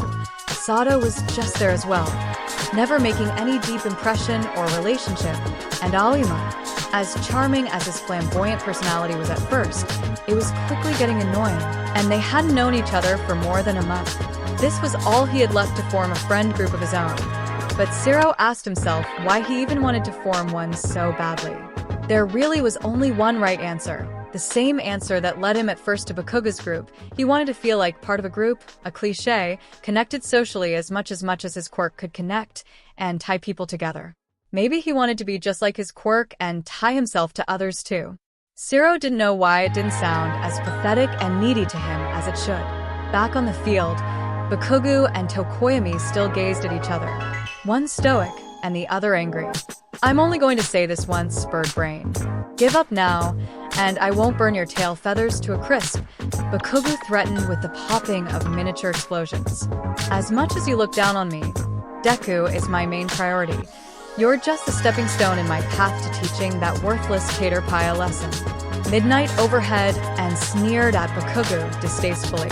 Overhearing, Aizawa and Nizu likewise frowned their concerns over a potential matchup of the finals, all the grimmer of possibility and outcome.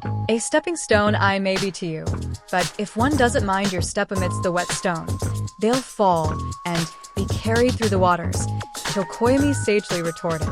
I owe it to my classmates and the people to stand firm against any obstacle, no matter how disadvantageous it may be. That is what a hero does. Grr. You sound like the nerd, Bakugo muttered, hatefully, glaring at Tokoyami. Fine. Don't say I didn't warn you. The two took a stance. Bakugo crouched, the palms of his hands facing behind him. Tokoyami crouched lightly, arms unfolded, and dark shadow ready to leap at his command. Fighters ready. Mike questioned as the two nodded. Then let the final round of the semifinals begin. Midnight brought down her whip. Dark Shadow rocketed out of Tokoyami's chest and forward toward an equally rocketing Bakugo, propelled by his explosions. The two met in a clash of light and dark, explosion and shadow, in the middle with a great boom. Darkness. That was all Izuku could see after he fell unconscious, a sea of shadow and mist with no end. He felt like he was floating through the darkness, but he couldn't move. Everything just felt too numb, too lacking to move. Izuku briefly pondered if he might be dead, if, after everything, he fell on his head, cracked his skull or neck, and ruined everything. It would be quite the anticlimactic ending for his journey. But no, Izuku was still alive. He felt it at least. And he knew that he hadn't fallen on his head. He felt someone holding him just before he slipped out of consciousness. He knew this wasn't hell or anything. He recognized this place. Not specifically, there was nothing around to see or identify, but he remembered experiencing this before. He remembered when he fell unconscious after defeating Bakugo in the battle training exercise. He remembered waking up in the same empty black space. But back then, he felt able to move his arms, sans for his right leg which felt numb. Now, his whole body felt numb, too numb to even move an inch.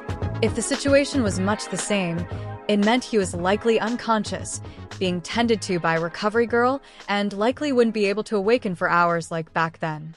No, it could be worse. Back then, he had broken his arm and sprained his leg. This time, he had broken both of his arms and one leg and used up every ounce of that power within him that he could muster. There was a chance that he might not wake up for days and completely sleep off the finals he needed to win for Momo. You idiot! Izuku chastised himself bitterly, his thoughts echoing across the empty expanse. If he could clench his fist and punch himself in the face, he would surely do so multiple times. But just because he couldn't move his fists didn't mean he wasn't still beating himself up with self-hatred and inner ridicule. Izuku pondered to himself and simple question through all the self-admonishment. Why? When he did, he knew why. All the reasons, all the people he tried to save at the same time, all he could do if he saved the least worthy among them all. But now look where that got him. Unconscious, broken, exhausted. And even if he somehow woke up, he doubted Recovery Girl would let him fight with the extent of his injuries. He'd have to miss out on the festival final and either Bakugo or Tokoyami would win, and given what he knew about both students, the answer only made his bitterness and anger only that much heavier on himself. Curse his goddamn bleeding heart. He thought that he could offer Todoroki this one chance to get better, to look past his faults and save the broken boy inside crying for help, for all their sakes, and this is what it got him. He felt no better than when he turned the cheek so many times for Bakugo and had it blow up in his face again, like always. But what made it sting all the worse was it wasn't him who would suffer this consequence. It would be Momo, and he hated himself for that. I gotta wake up. I have to. Izuku's voice repeated like a chorus around him as he tried willing his body, or he supposed his consciousness, to get up. I don't care what happens to me. Just wake up for her. I can't leave her to that stupid, doomed fate.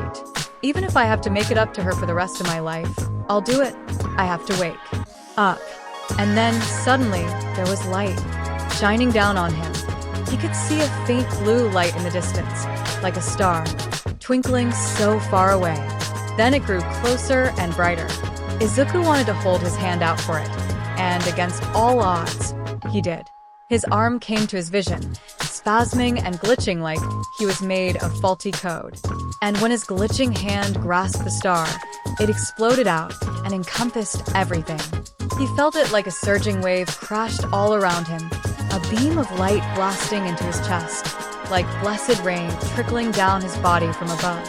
There were so many sensations, so much energy, it was stimulating. He could feel the numbness begin to fade, his glitching body solidifying. He felt pain, and his nerves were set on fire for a moment before it calmed down and was replaced by a soothing sensation. He felt hands upon him, or rather paws. One clawed hand, a webbed palm, and two paws, one sparking and the other soothing. Guys, Izuku recognized the sensations as his Pokemon, reaching out to him.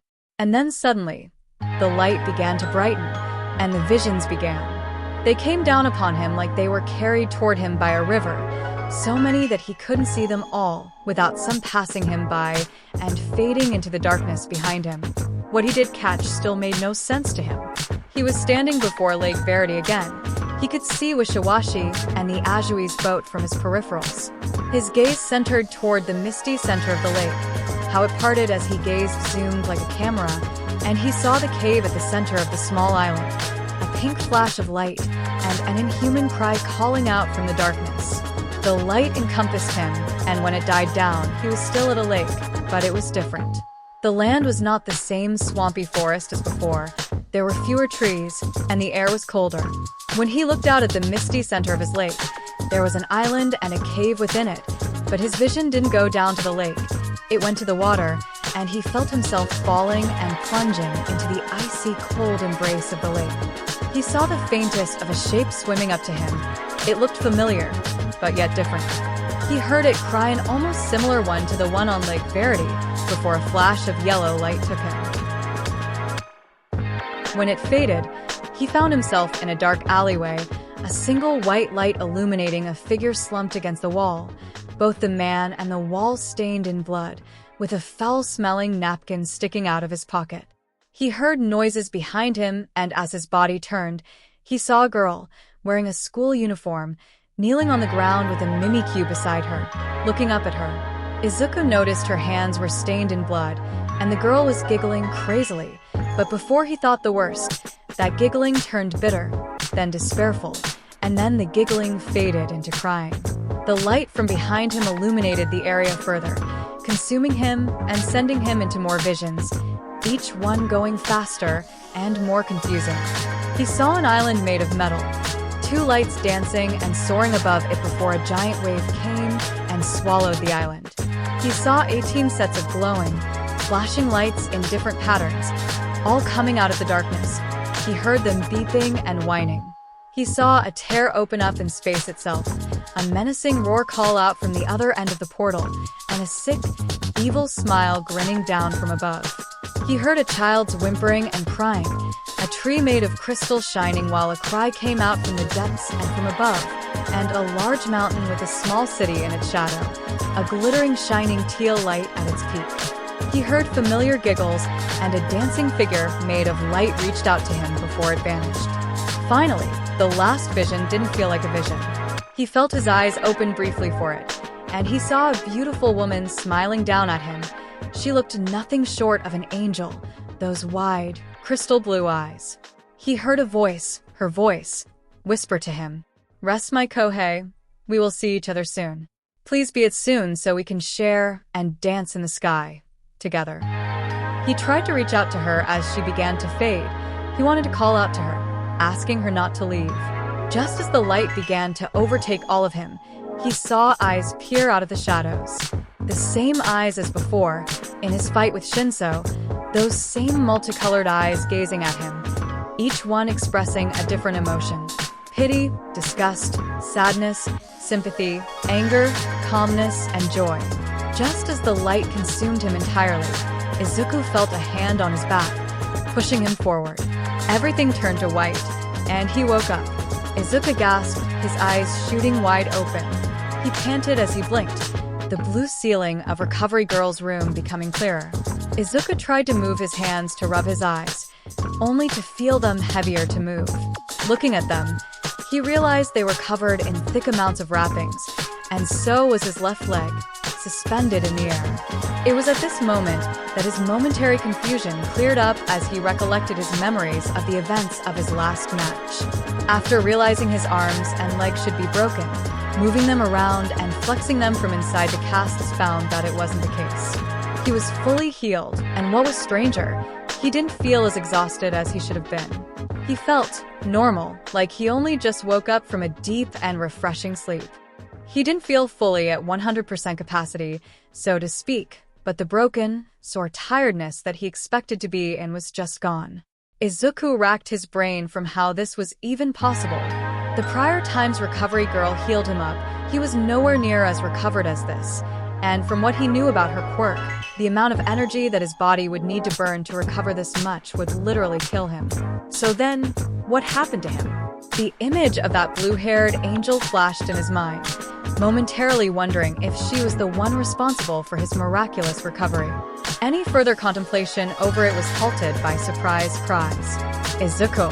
Midoriya blinked before differing bodies crashed into him. It didn't take long for Izuku to realize it was his Pokemon, surprised and overjoyed at his awakening. Okay guys, thanks. Love you guys too. But please cool it, would you, before I break again? Izuku hugged back yet pleaded for space, as the strength behind their hugs combined almost reached the level of his mom's bone-breaking hugs. Ironic that was the case. Almost like his mom was training his body to get used to breaking its bones before he even heard of the quirk. Eventually, and with great reluctance, his Pokemon complied and stepped back, respectively enough, to give him some space. Izuku, are you okay? Are you hurt? Are your bones not fully healed? Eevee fried a flurry of questions, the similar trait to himself almost making Izuku chuckle. Yeah, buddy, I'm okay. Izuku replied, offering a comforting smile since his arms weren't exactly useful. No, I'm not hurt or feel my limbs are broken or anything, but I didn't want to risk it. That is well to hear, Master Izuku. Froakie croaked a sigh of relief that Taisher's and the girl's procedure worked as advertised. Gotta say though, boss, you really had us worried there. Pikachu crossed his arms and pouted comically. At this point, we should get paid money every time you get yourself into these situations. We'd all be millionaires. Why yes, sorry about that, guys. Izuku's sweat dropped, a weight of shame falling on his head. You'd better be sorry. Combuskin did the same as Pikachu, but she did way better in expressing her motherly disappointment. You gave us a heart attack when you fell after you won the match. If it weren't for Midnight, you would have broken your nose. Huh, so that's how I didn't fall on my nose, Izuku thought to himself. Remind me to thank her after all of this. But what about the others? Momo? Serena? They came by earlier while we were unconscious. A familiar voice spoke up from his left, giving Midoriya pause. Turning to the side, he was met with a blue curtain, one drawn back to reveal his fellow patient, Shoto Todoroki. Midoriya. The teen offered as a greeting. The acknowledgement of his presence triggered his memories as well of how their match went, from breaking his fingers, beating Todoroki down, the boy finally using his fire, and their final attacks that led them to where they were now. But with it, the good vibes he had with his Pokemon fell, as did his smile. Izuku neutrally frowned at Todoroki, his jovial eyes now as cold and calculating as Todoroki's. So, is it over? Izuku asked, and the both of them knew what he meant. Todoroki looked back toward his Pokemon. Drizzle and Darmanitan stood by his side while Ninetales stood at the end of his bed, looking uneasily at the one sitting at the foot of his bed.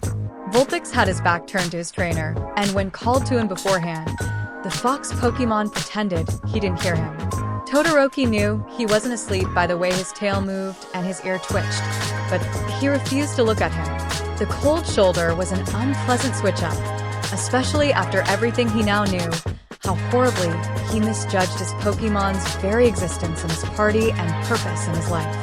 No, Todoroki wanted to answer. He knew that whatever path he now took was only the beginning, and it would be a long and difficult one before he could make it up to his Pokemon, let alone the classmates he had alienated in this festival, and even less so with his family and himself. You were right, Todoroki instead said, gazing up at the ceiling and his raised left palm.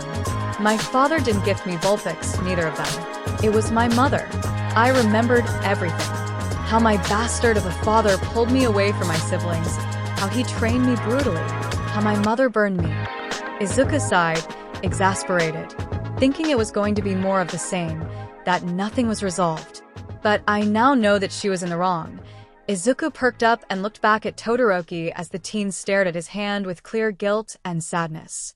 No matter what my father did to us, she was the one that went crazy and burned me. I remembered so much of what I forgot about her. Her words, how she told me that my quirk was my own, how I could use it in any way I wanted, how I could be the hero I wanted to be, not that bastard's or what my mom wanted mine.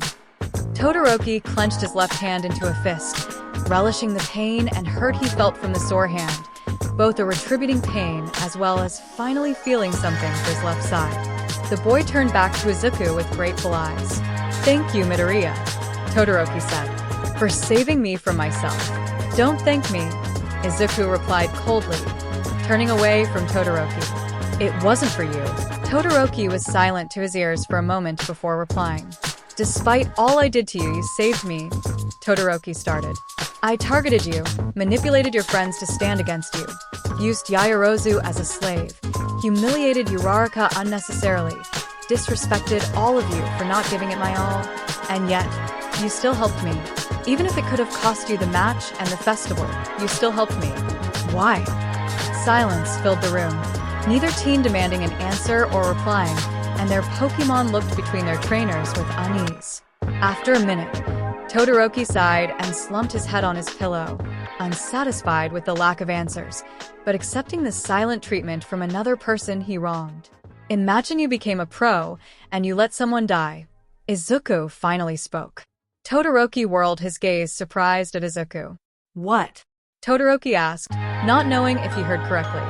"Can you imagine if you went pro, became the hero that you wanted despite your father, and it led to you letting someone die? How would you feel?" Izuku asked again, still not looking at Todoroki. The white and red-haired teen looked shocked at what Midoriya was asking him, confused at the sudden question and its relevance.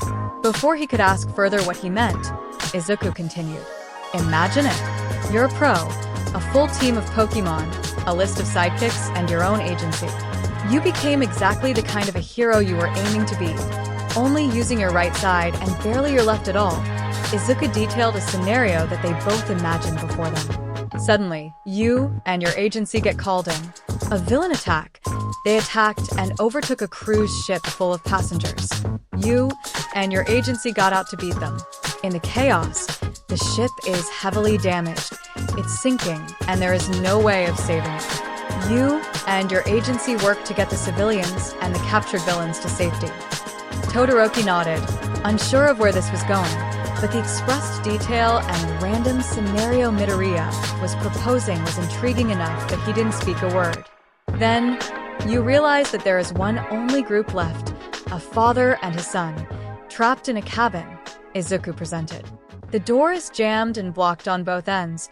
Water is rising and filling the halls and room. You go in alone, believing it was a simple job for you. But then a sudden fire explodes and starts spreading across the ship, keeping the rest of your team away. Your Pokemon are caught off from you, and they and your sidekicks are busy with rescue. It's only you. You try to use your ice to punch through the wall with force or to cool the fire, but the added weight of your ice makes the ship shudder, further destabilizing it, including the ceiling above the father and son. You can't use your ice or risk sinking the ship faster or debris to fall and crush them. There's nothing you can do. You're alone with no one to help you. You can't do anything. Except you can. But it's the one thing you don't want to do. Using your fire," Izuku revealed. "You could burn through the wall and use your ice at the last minute to keep the ceiling from falling or shielding you all in a dome of ice.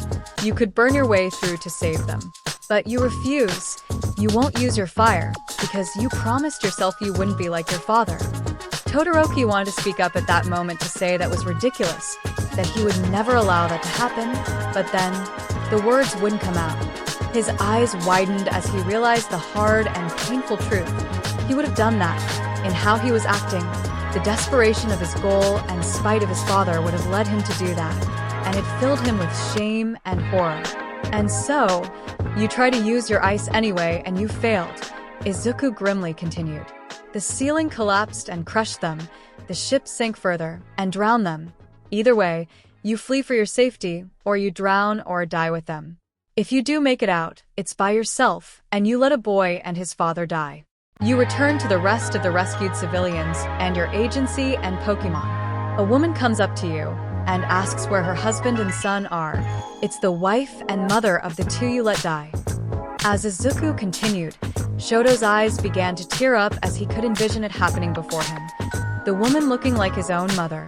"You say that they died," and she wails in despair. She asks why. "Why didn't you save them?" What would you do, Todoroki? Would you blame your Pokemon for not being there, cast the blame on them, and refuse to take responsibility? Izuku questioned. Todoroki's Pokemon hung their heads and looked away from their trainer. Vulpix's head dipped low, and Todoroki's fists clenched. Or would you blame your sidekicks instead? Would you blame them for not being there to aid him, throwing their hard work, their efforts, and their careers to shame, treating them like a master mistreating his servants, treating them like slaves? Yaoyorozu's sad/crying face came to both their mind, and Todoroki's teeth were shown grinding together as he held back a sob. What would you say to the mother? I'm sorry, I couldn't save them and let them die because I wouldn't use my left side? Because I care more about my trauma than your husband and son. A tear ran down Shoto's cheek, one filled with shame and pain. That's why I did it. For them, all of them, Izuku explained. The people you would come to help if you became a pro, your Pokemon like Vulpix, Momo, and everyone you would treat horribly, I did it for all of them. All my life, I wanted to be like All Might, a hero who saves everybody he can with a smile on his face. Todoroki's eyes snapped open as he remembered him and his mother watching All Might. I looked and saw for a way to help all of them, to save all of them with a single blow, a single goal that would lead to their safety as well. If I could do this one thing, I could help them, even if it was saving the least worthy person among them all. Todoroki flinched, but Izuku looked toward him again, stone-faced and unflinching. I saved you, because I wanted to save them. Tears still ran down Todoroki's cheeks, though whether they were peaceful, sad, or both, he couldn't say. Still, Shoto nodded, accepting the answer, and nothing between them was forgiven or overlooked. In the grand scheme of things, his peace of mind was second to everything else, the least important objective in Izuku's priorities by comparison, and he was fine with that.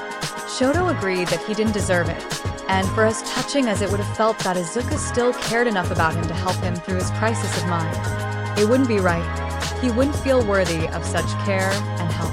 But if saving him was the price that needed to be paid to help all others, then Midoriya would go through with it, and Shoto would accept it, because Midoriya was right. He has mistreated everyone around him in the selfish, misguided ambition of his goal, a goal that simply boiled down to spite his father. He treated Momo and Vulpix like slaves. He burned bridges with his classmates, bridges that might otherwise have led to friendship and aid in the future, and turned his mother into a martyr to which to excuse all his actions. So many mistakes, so many things to make right. Midoriya, you don't have to answer this if you want. Izuku's eyes perked. Even after all I did, even after everything you said, I know there is a part of you that still saw me as someone in need of saving. Mariella quit the match between us because she knew that you would help me regardless. That's just who you are, isn't it? A hero through and through. Todoroki's eyes looked down at himself before sighing. If after all my mistakes and acts against you and your friends, managed to make amends, pay for my mistakes, and make things right, do you think we can still be friends? The look in Todoroki's eyes was sad and desperate. Izuku couldn't lie and say that looking at them wasn't like looking in a mirror, whether it was asking whether he could be a hero or asking Bakugo to be friends again, to be Kaken again. However, Izuku looked away. No, Izuku replied. Silence once more stretched between them, the disappointment in Shoto's eyes unseen, but still felt by the green-haired teen. But he just couldn't do it. Todoroki was right. There was a part deep down inside him that still wanted to save him because he was someone in need. That was something All Might would do, something a hero would do, damn if they were worthy of it or not. But that didn't mean he forgave Todoroki. Years of having second to umpteenth chances wasted by a certain blonde made the idea of doing it again with Shoto Todoroki sound unfavorable. But above all, Izuku couldn't trust him. He couldn't trust Todoroki not to make the same mistake. He gave him a chance of redemption, just the one, and he wasn't going to be handing out seconds, much less friendship. Serena taught him self-respect, taught him to think for himself, to be selfish for once, and so he did. However, Shoto sighed and slumped his head against his pillow, expecting that response, but it still hurt, nonetheless. But Todoroki opened his eyes and whirled his gaze back at a still-turned-away Midoriya. Prove me wrong. That didn't mean Izuku wouldn't give up the hope that things would be different. Those words, those simple words, a flame awoke in Shoto's heart, a flame thirsting for redemption, a flame of hope, a helping hand, and Shoto would take it. Shoto closed his eyes as a final tear fell. "Deal," he said quietly. Izuku said nothing, only closing his eyes, hoping that Todoroki didn't make him regret this last act of charity. Izuku and Shoto lay silent on their beds, looking aimlessly at the room while their Pokemon stood by awkwardly. One thing was clear though, whatever journey had now opened up here, it was just the beginning. "Oh." Bakuga's pinned down Tokoyami. Present Mike announced. True to the announcer's words, Bakugo knelt over Tokoyami's fallen body, one hand on the top of the avian-headed teen's beak and the other hand raised and constantly emitting bright mini-explosions. Tokoyami gritted his teeth as he lay defeated underneath the snarling, grinning Bakugo. Could this be the end? Could this be how far Tokoyami's shadow reaches in the festival? Present Mike continued announcing dramatically. "Cut it down a few notches, you drama queen." Aizawa scolded Mike, narrowing his eyes at the two students, more specifically the one on top. "So, you found out about my weakness too?" Tokoyami groaned, eyes flinching. "Wasn't as hard to figure out as you think," Bakuga bragged, memories of their confrontation in the second event coming to both of their minds. "It was easy to see that your quirk is empowered by how dark it is after that stunt you pulled with the fog. Then it was easy to figure out the workaround when piecing together how you reacted to light." Bakugo recalled when his explosions or any other bright attack struck Dark Shadow, how Tokoyami reacted in the presence of fire and light, especially recently when he spotted his flinching at Todoroki's bright flames. Figured out quickly that where dark empowers you, light does the opposite. Makes this quite the unfortunate matchup for you, 2-up. Tokoyami could not lie in the face of such obvious truth. Gazing over to his quirk to the side, Dark Shadow was small compared to his earlier state when the match started, whimpering and almost crying at the light emitting from Bakuga's explosions. "I can see why he is quite a frustrating individual for Midoriya and Mariella," Tokoyami thought. "He barks excessively, but his bite is just as deadly and deserving. Despite his ill behavior, he truly is a combat prodigy." "Yield," Bakugo ordered, threateningly making his explosions brighter. "I won't ask a third time." Seeing no way to retaliate without a knockout explosion to the face, Tokoyami sighed, defeated. He nodded, expressing his surrender. Noticing, Midnight gave a dissatisfied frown, but as a ref, she had to remain impartial and adhere to her role. Tokoyami has yielded. Katsuki Bakugo is the winner, Midnight declared, and the crowd cheered in response. And that's all she wrote for Tokoyami, indeed. Light triumphs this time over darkness, and Katsuki Bakugo has made it to the final round where he will face Midoriya for the crown of the sports festival champion, Mike announced. Aizawa found it ironic to refer to Katsuki Bakugo as the light in this metaphor Mike presented. Technically speaking, Bakuga's explosions were light-affiliated in their properties. That was as far as light it would be to describe Bakugo. And now, with the screens showing who his next opponent was, whatever aspect of light Bakuga's explosions had looked dim compared to Midoriya.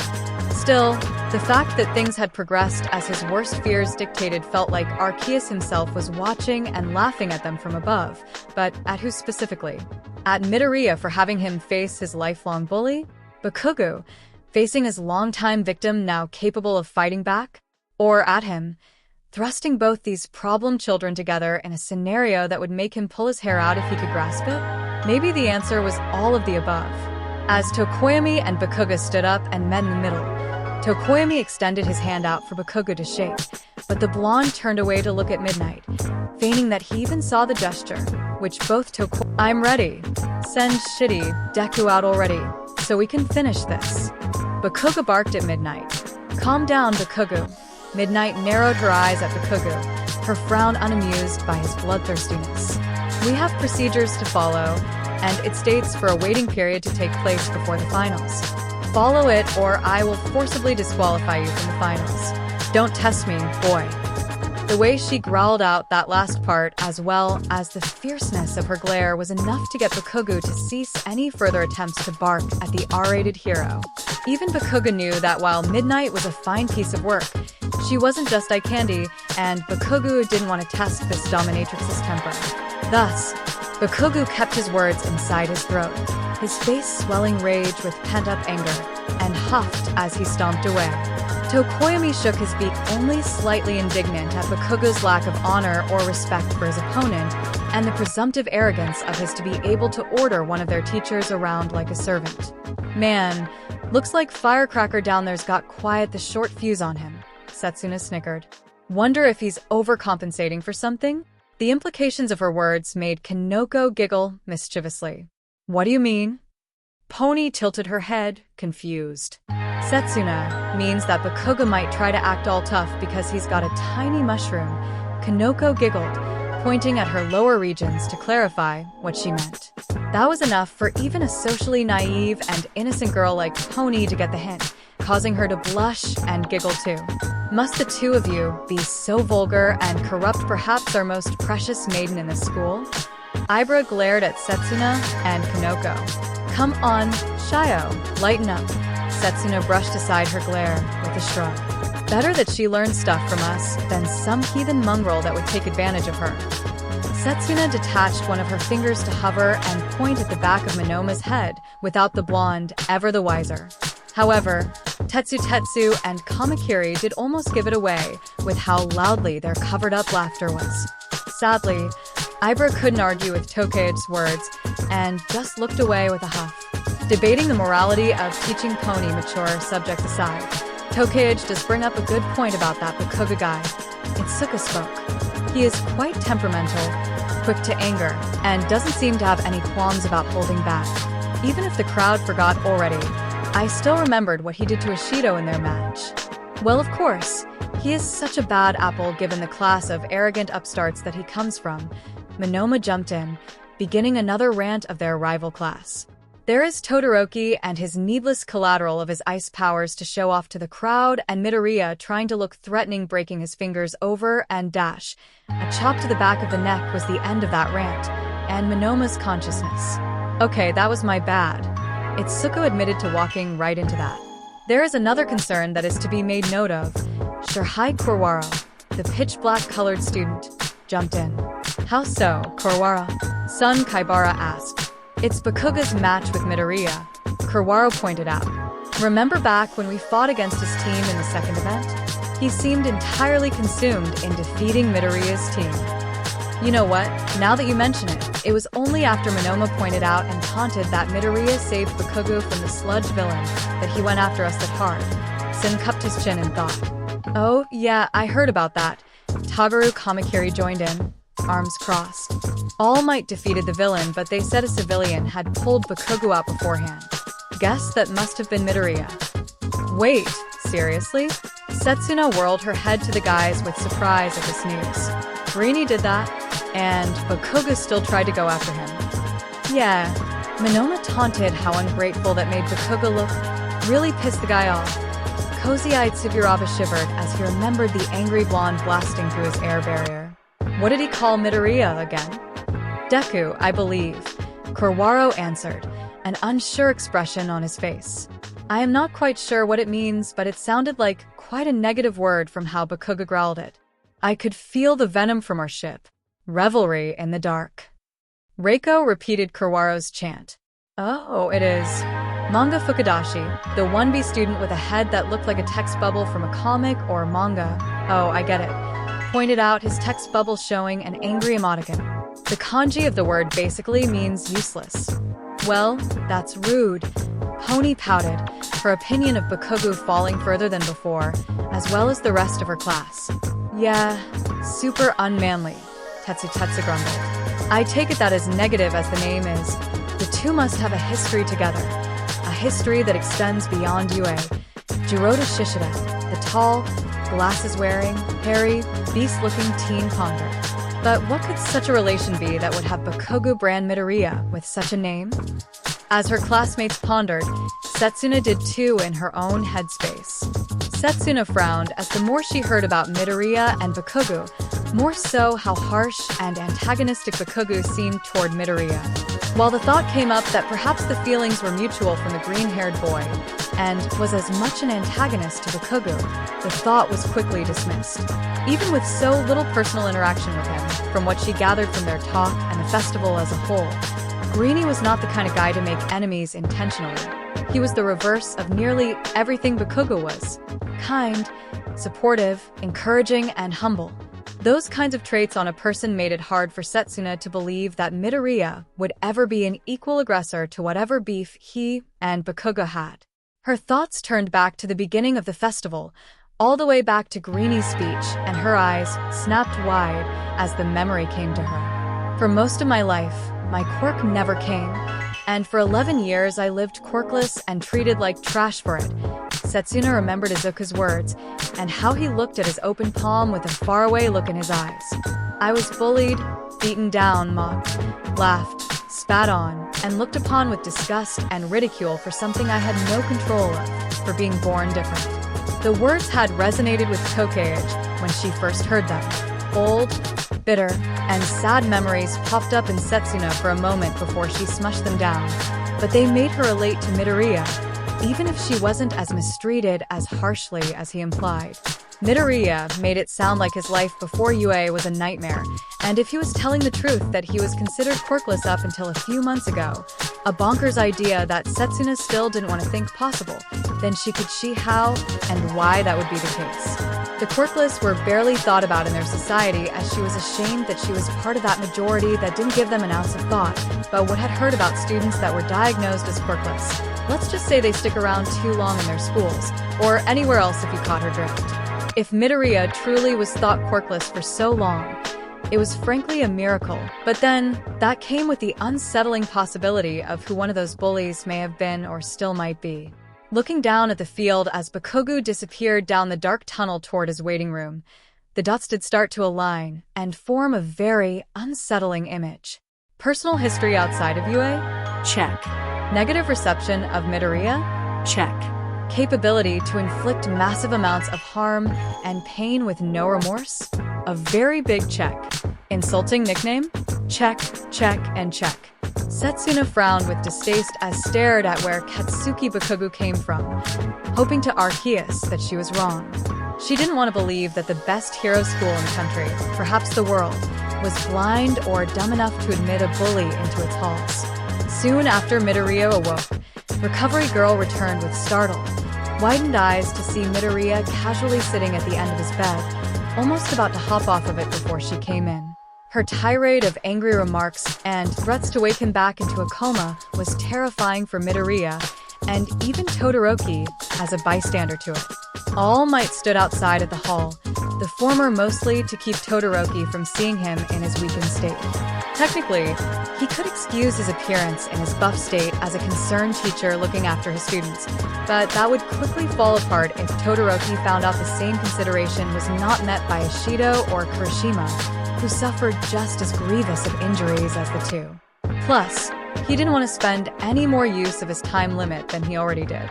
He had the medal ceremony after this, and he wasn't going to risk debuffing in the middle of all the thousands of Joppa citizens and pros, much less an internationally viewed event. He pondered why Taisher didn't want to stick around to check on Midoriya, perhaps even offer to explain his miraculous recovery, as Recovery Girl implied. The cryptic professor said that his presence was no longer needed and had full confidence that he and Hato were successful in their efforts to heal Midoriya. He also said that he had other concerns to look into, and when he said that, Tashinori saw how serious the professor's face was. It left the symbol of peace momentarily concerned, but he brushed that aside for now. Tashinori did perk up at the thought of Nijire Hato, and how she was the same as both Taisher and Midoriya. All Might thought back to all he knew about young Hato, or as much as he knew given how new he was at teaching at UA third-year student, Class 3A, currently an intern at Ryukyu's agency, and known as the first and only intern for the Enigma hero, Guardian. Quite the high and up-and-coming pro. It was almost shocking that one of UA's prestigious Big Three was another one of these chosen, as Taisher put it. It made All Might ponder if Guardian or Ryukyu might also know this world that Midoriya has suddenly found himself a part of, or if one or both of them might also be chosen. It left the pro momentarily worried about how many of them were out there and in powerful positions of government, but All Might calmed himself down. Both the professor and Nisa made it clear that the organization they are a part of has no interest in conquest, government takeover, or ill-intent manipulation from the shadows, and if they are everything they claim to be, they deserve the badge of hero more than most pros today. Finally, after waiting for enough time, Recovery Girl gave Midoriya the green light to head to his waiting room, though she made no mention of his friends already there. All Might chuckled. I guess the surprise waiting for him there is punishment enough, the old pro thought, wondering how fiercely the boy was going to be hugged, coddled, and even strangled by his friends, especially Mariella and Yaoyorozu. As Midoriya and his Pokemon exited the nurse's room, they saw Toshinori standing by the hall waiting with wide eyes. All dash. Shush. Toshinori quickly shushed his protege, more loudly than he intended.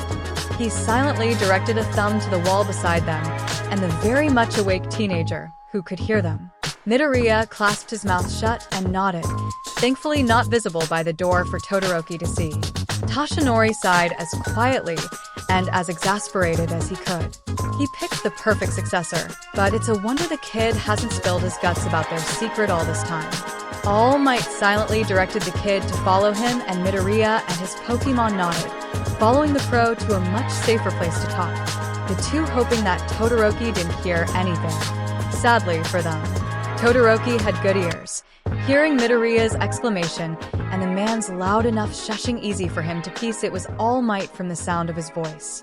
The scarred teen began to descend into his messed up mind to ponder more about his patented Dad Might theory, one that Recovery Girl and his Pokemon were all privy to hear and sweat drop over it. After finally finding a safe space to talk, both Midoriya and All Might sighed. Jesus, kid. Toshinori wiped the seed off his brow. I'm sorry. Izuku profusely apologized. I was just so surprised to see you. My brain didn't connect that Todoroki was still there. It's alright, kid. I can't chastise you too harshly, given that you were unconscious not minutes ago. All Might understood. Didn't stop Boss from verbally laying one down on Scarface with that made-up scenario just a couple of minutes after he awoke. Pikachu snickered. Shush you. Izuku rolled his eyes at the electric mouse Pokemon before turning his attention back to his teacher. So, what is it that you want to talk about, All Might?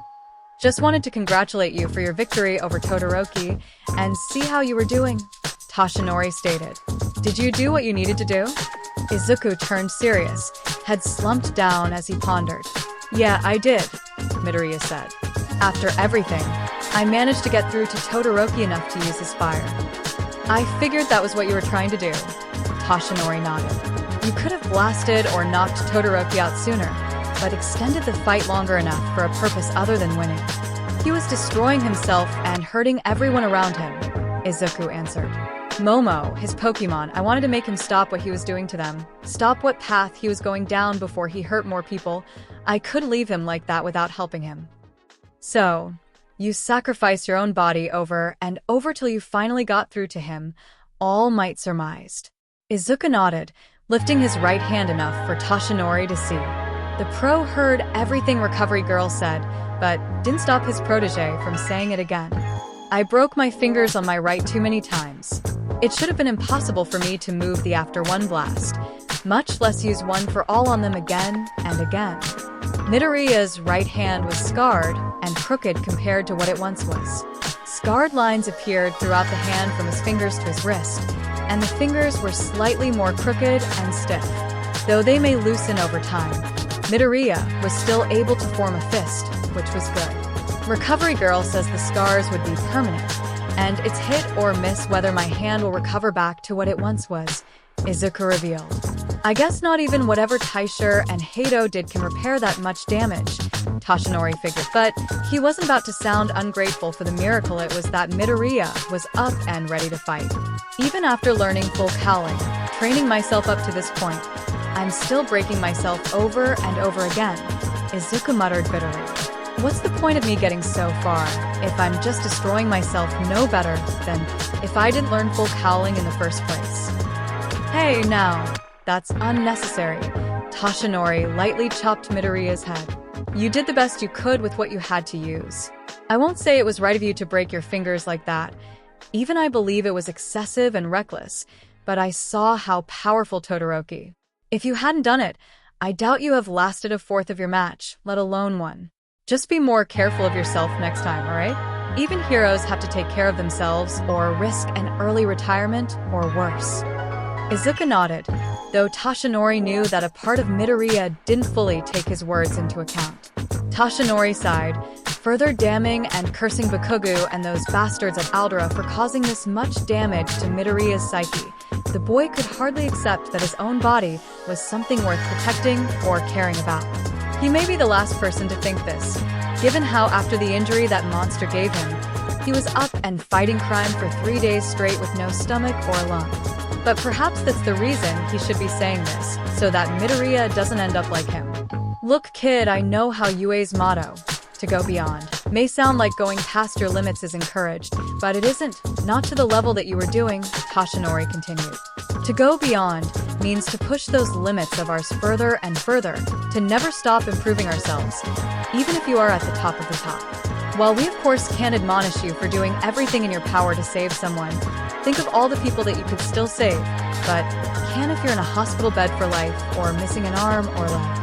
I may be the last person to say this, but you have to care about yourself, be a tiny bit selfish, at least so that those you care about don't worry about you. Izuku stared at All Might with awe in his wet eyes. At the thought of his friends, Serena, his Pokemon, and his mother looking at him, bloody and broken, with crying, worried eyes, was like a guilty knife to his heart. He wanted to be a hero for people to smile at and be okay and happy, not afraid and crying for him. Izuku nodded and bowed before his teacher. Hi. I will take better care of myself. All Might Sensei. All Might couldn't stop himself from smiling fondly and proudly at his successor. For what it is worth, though, you did an amazing job out there, young Midoriya. Izuku gasped lightly as he felt All Might place a proud, comforting hand on his head. Even though Todoroki didn't want it or ask it of you, even if he did you and your friends wrong, you still fought tooth and nail to save someone in need. Even if it isn't your business at all, even if they don't ask or want for your help, helping where you are not wanted is the essence of being a hero. Izuku's lip whimpered, and tears fell from his eyes to the floor. Izuku couldn't speak without potentially bawling, so he just nodded. All Might smiled fondly. I sure did pick quite the crybaby for successor. Hanana? Tashinori thought, a sad glint in his eyes as he thought of his predecessor. The image of a strong and tall woman in a costume and cape, bellowing as the wind blew, standing tall over the horizon came to the forefront of his thoughts. Eventually, after Midoriya could walk and talk without turning into a bawling mess, Tashinori escorted Izuku to his waiting room. As they got there, All Might wondered if he should warn Midoriya about his friends on the other side of the door, but then he also didn't want to get on Recovery Girl's bad side, or at least more than he likely was already. So,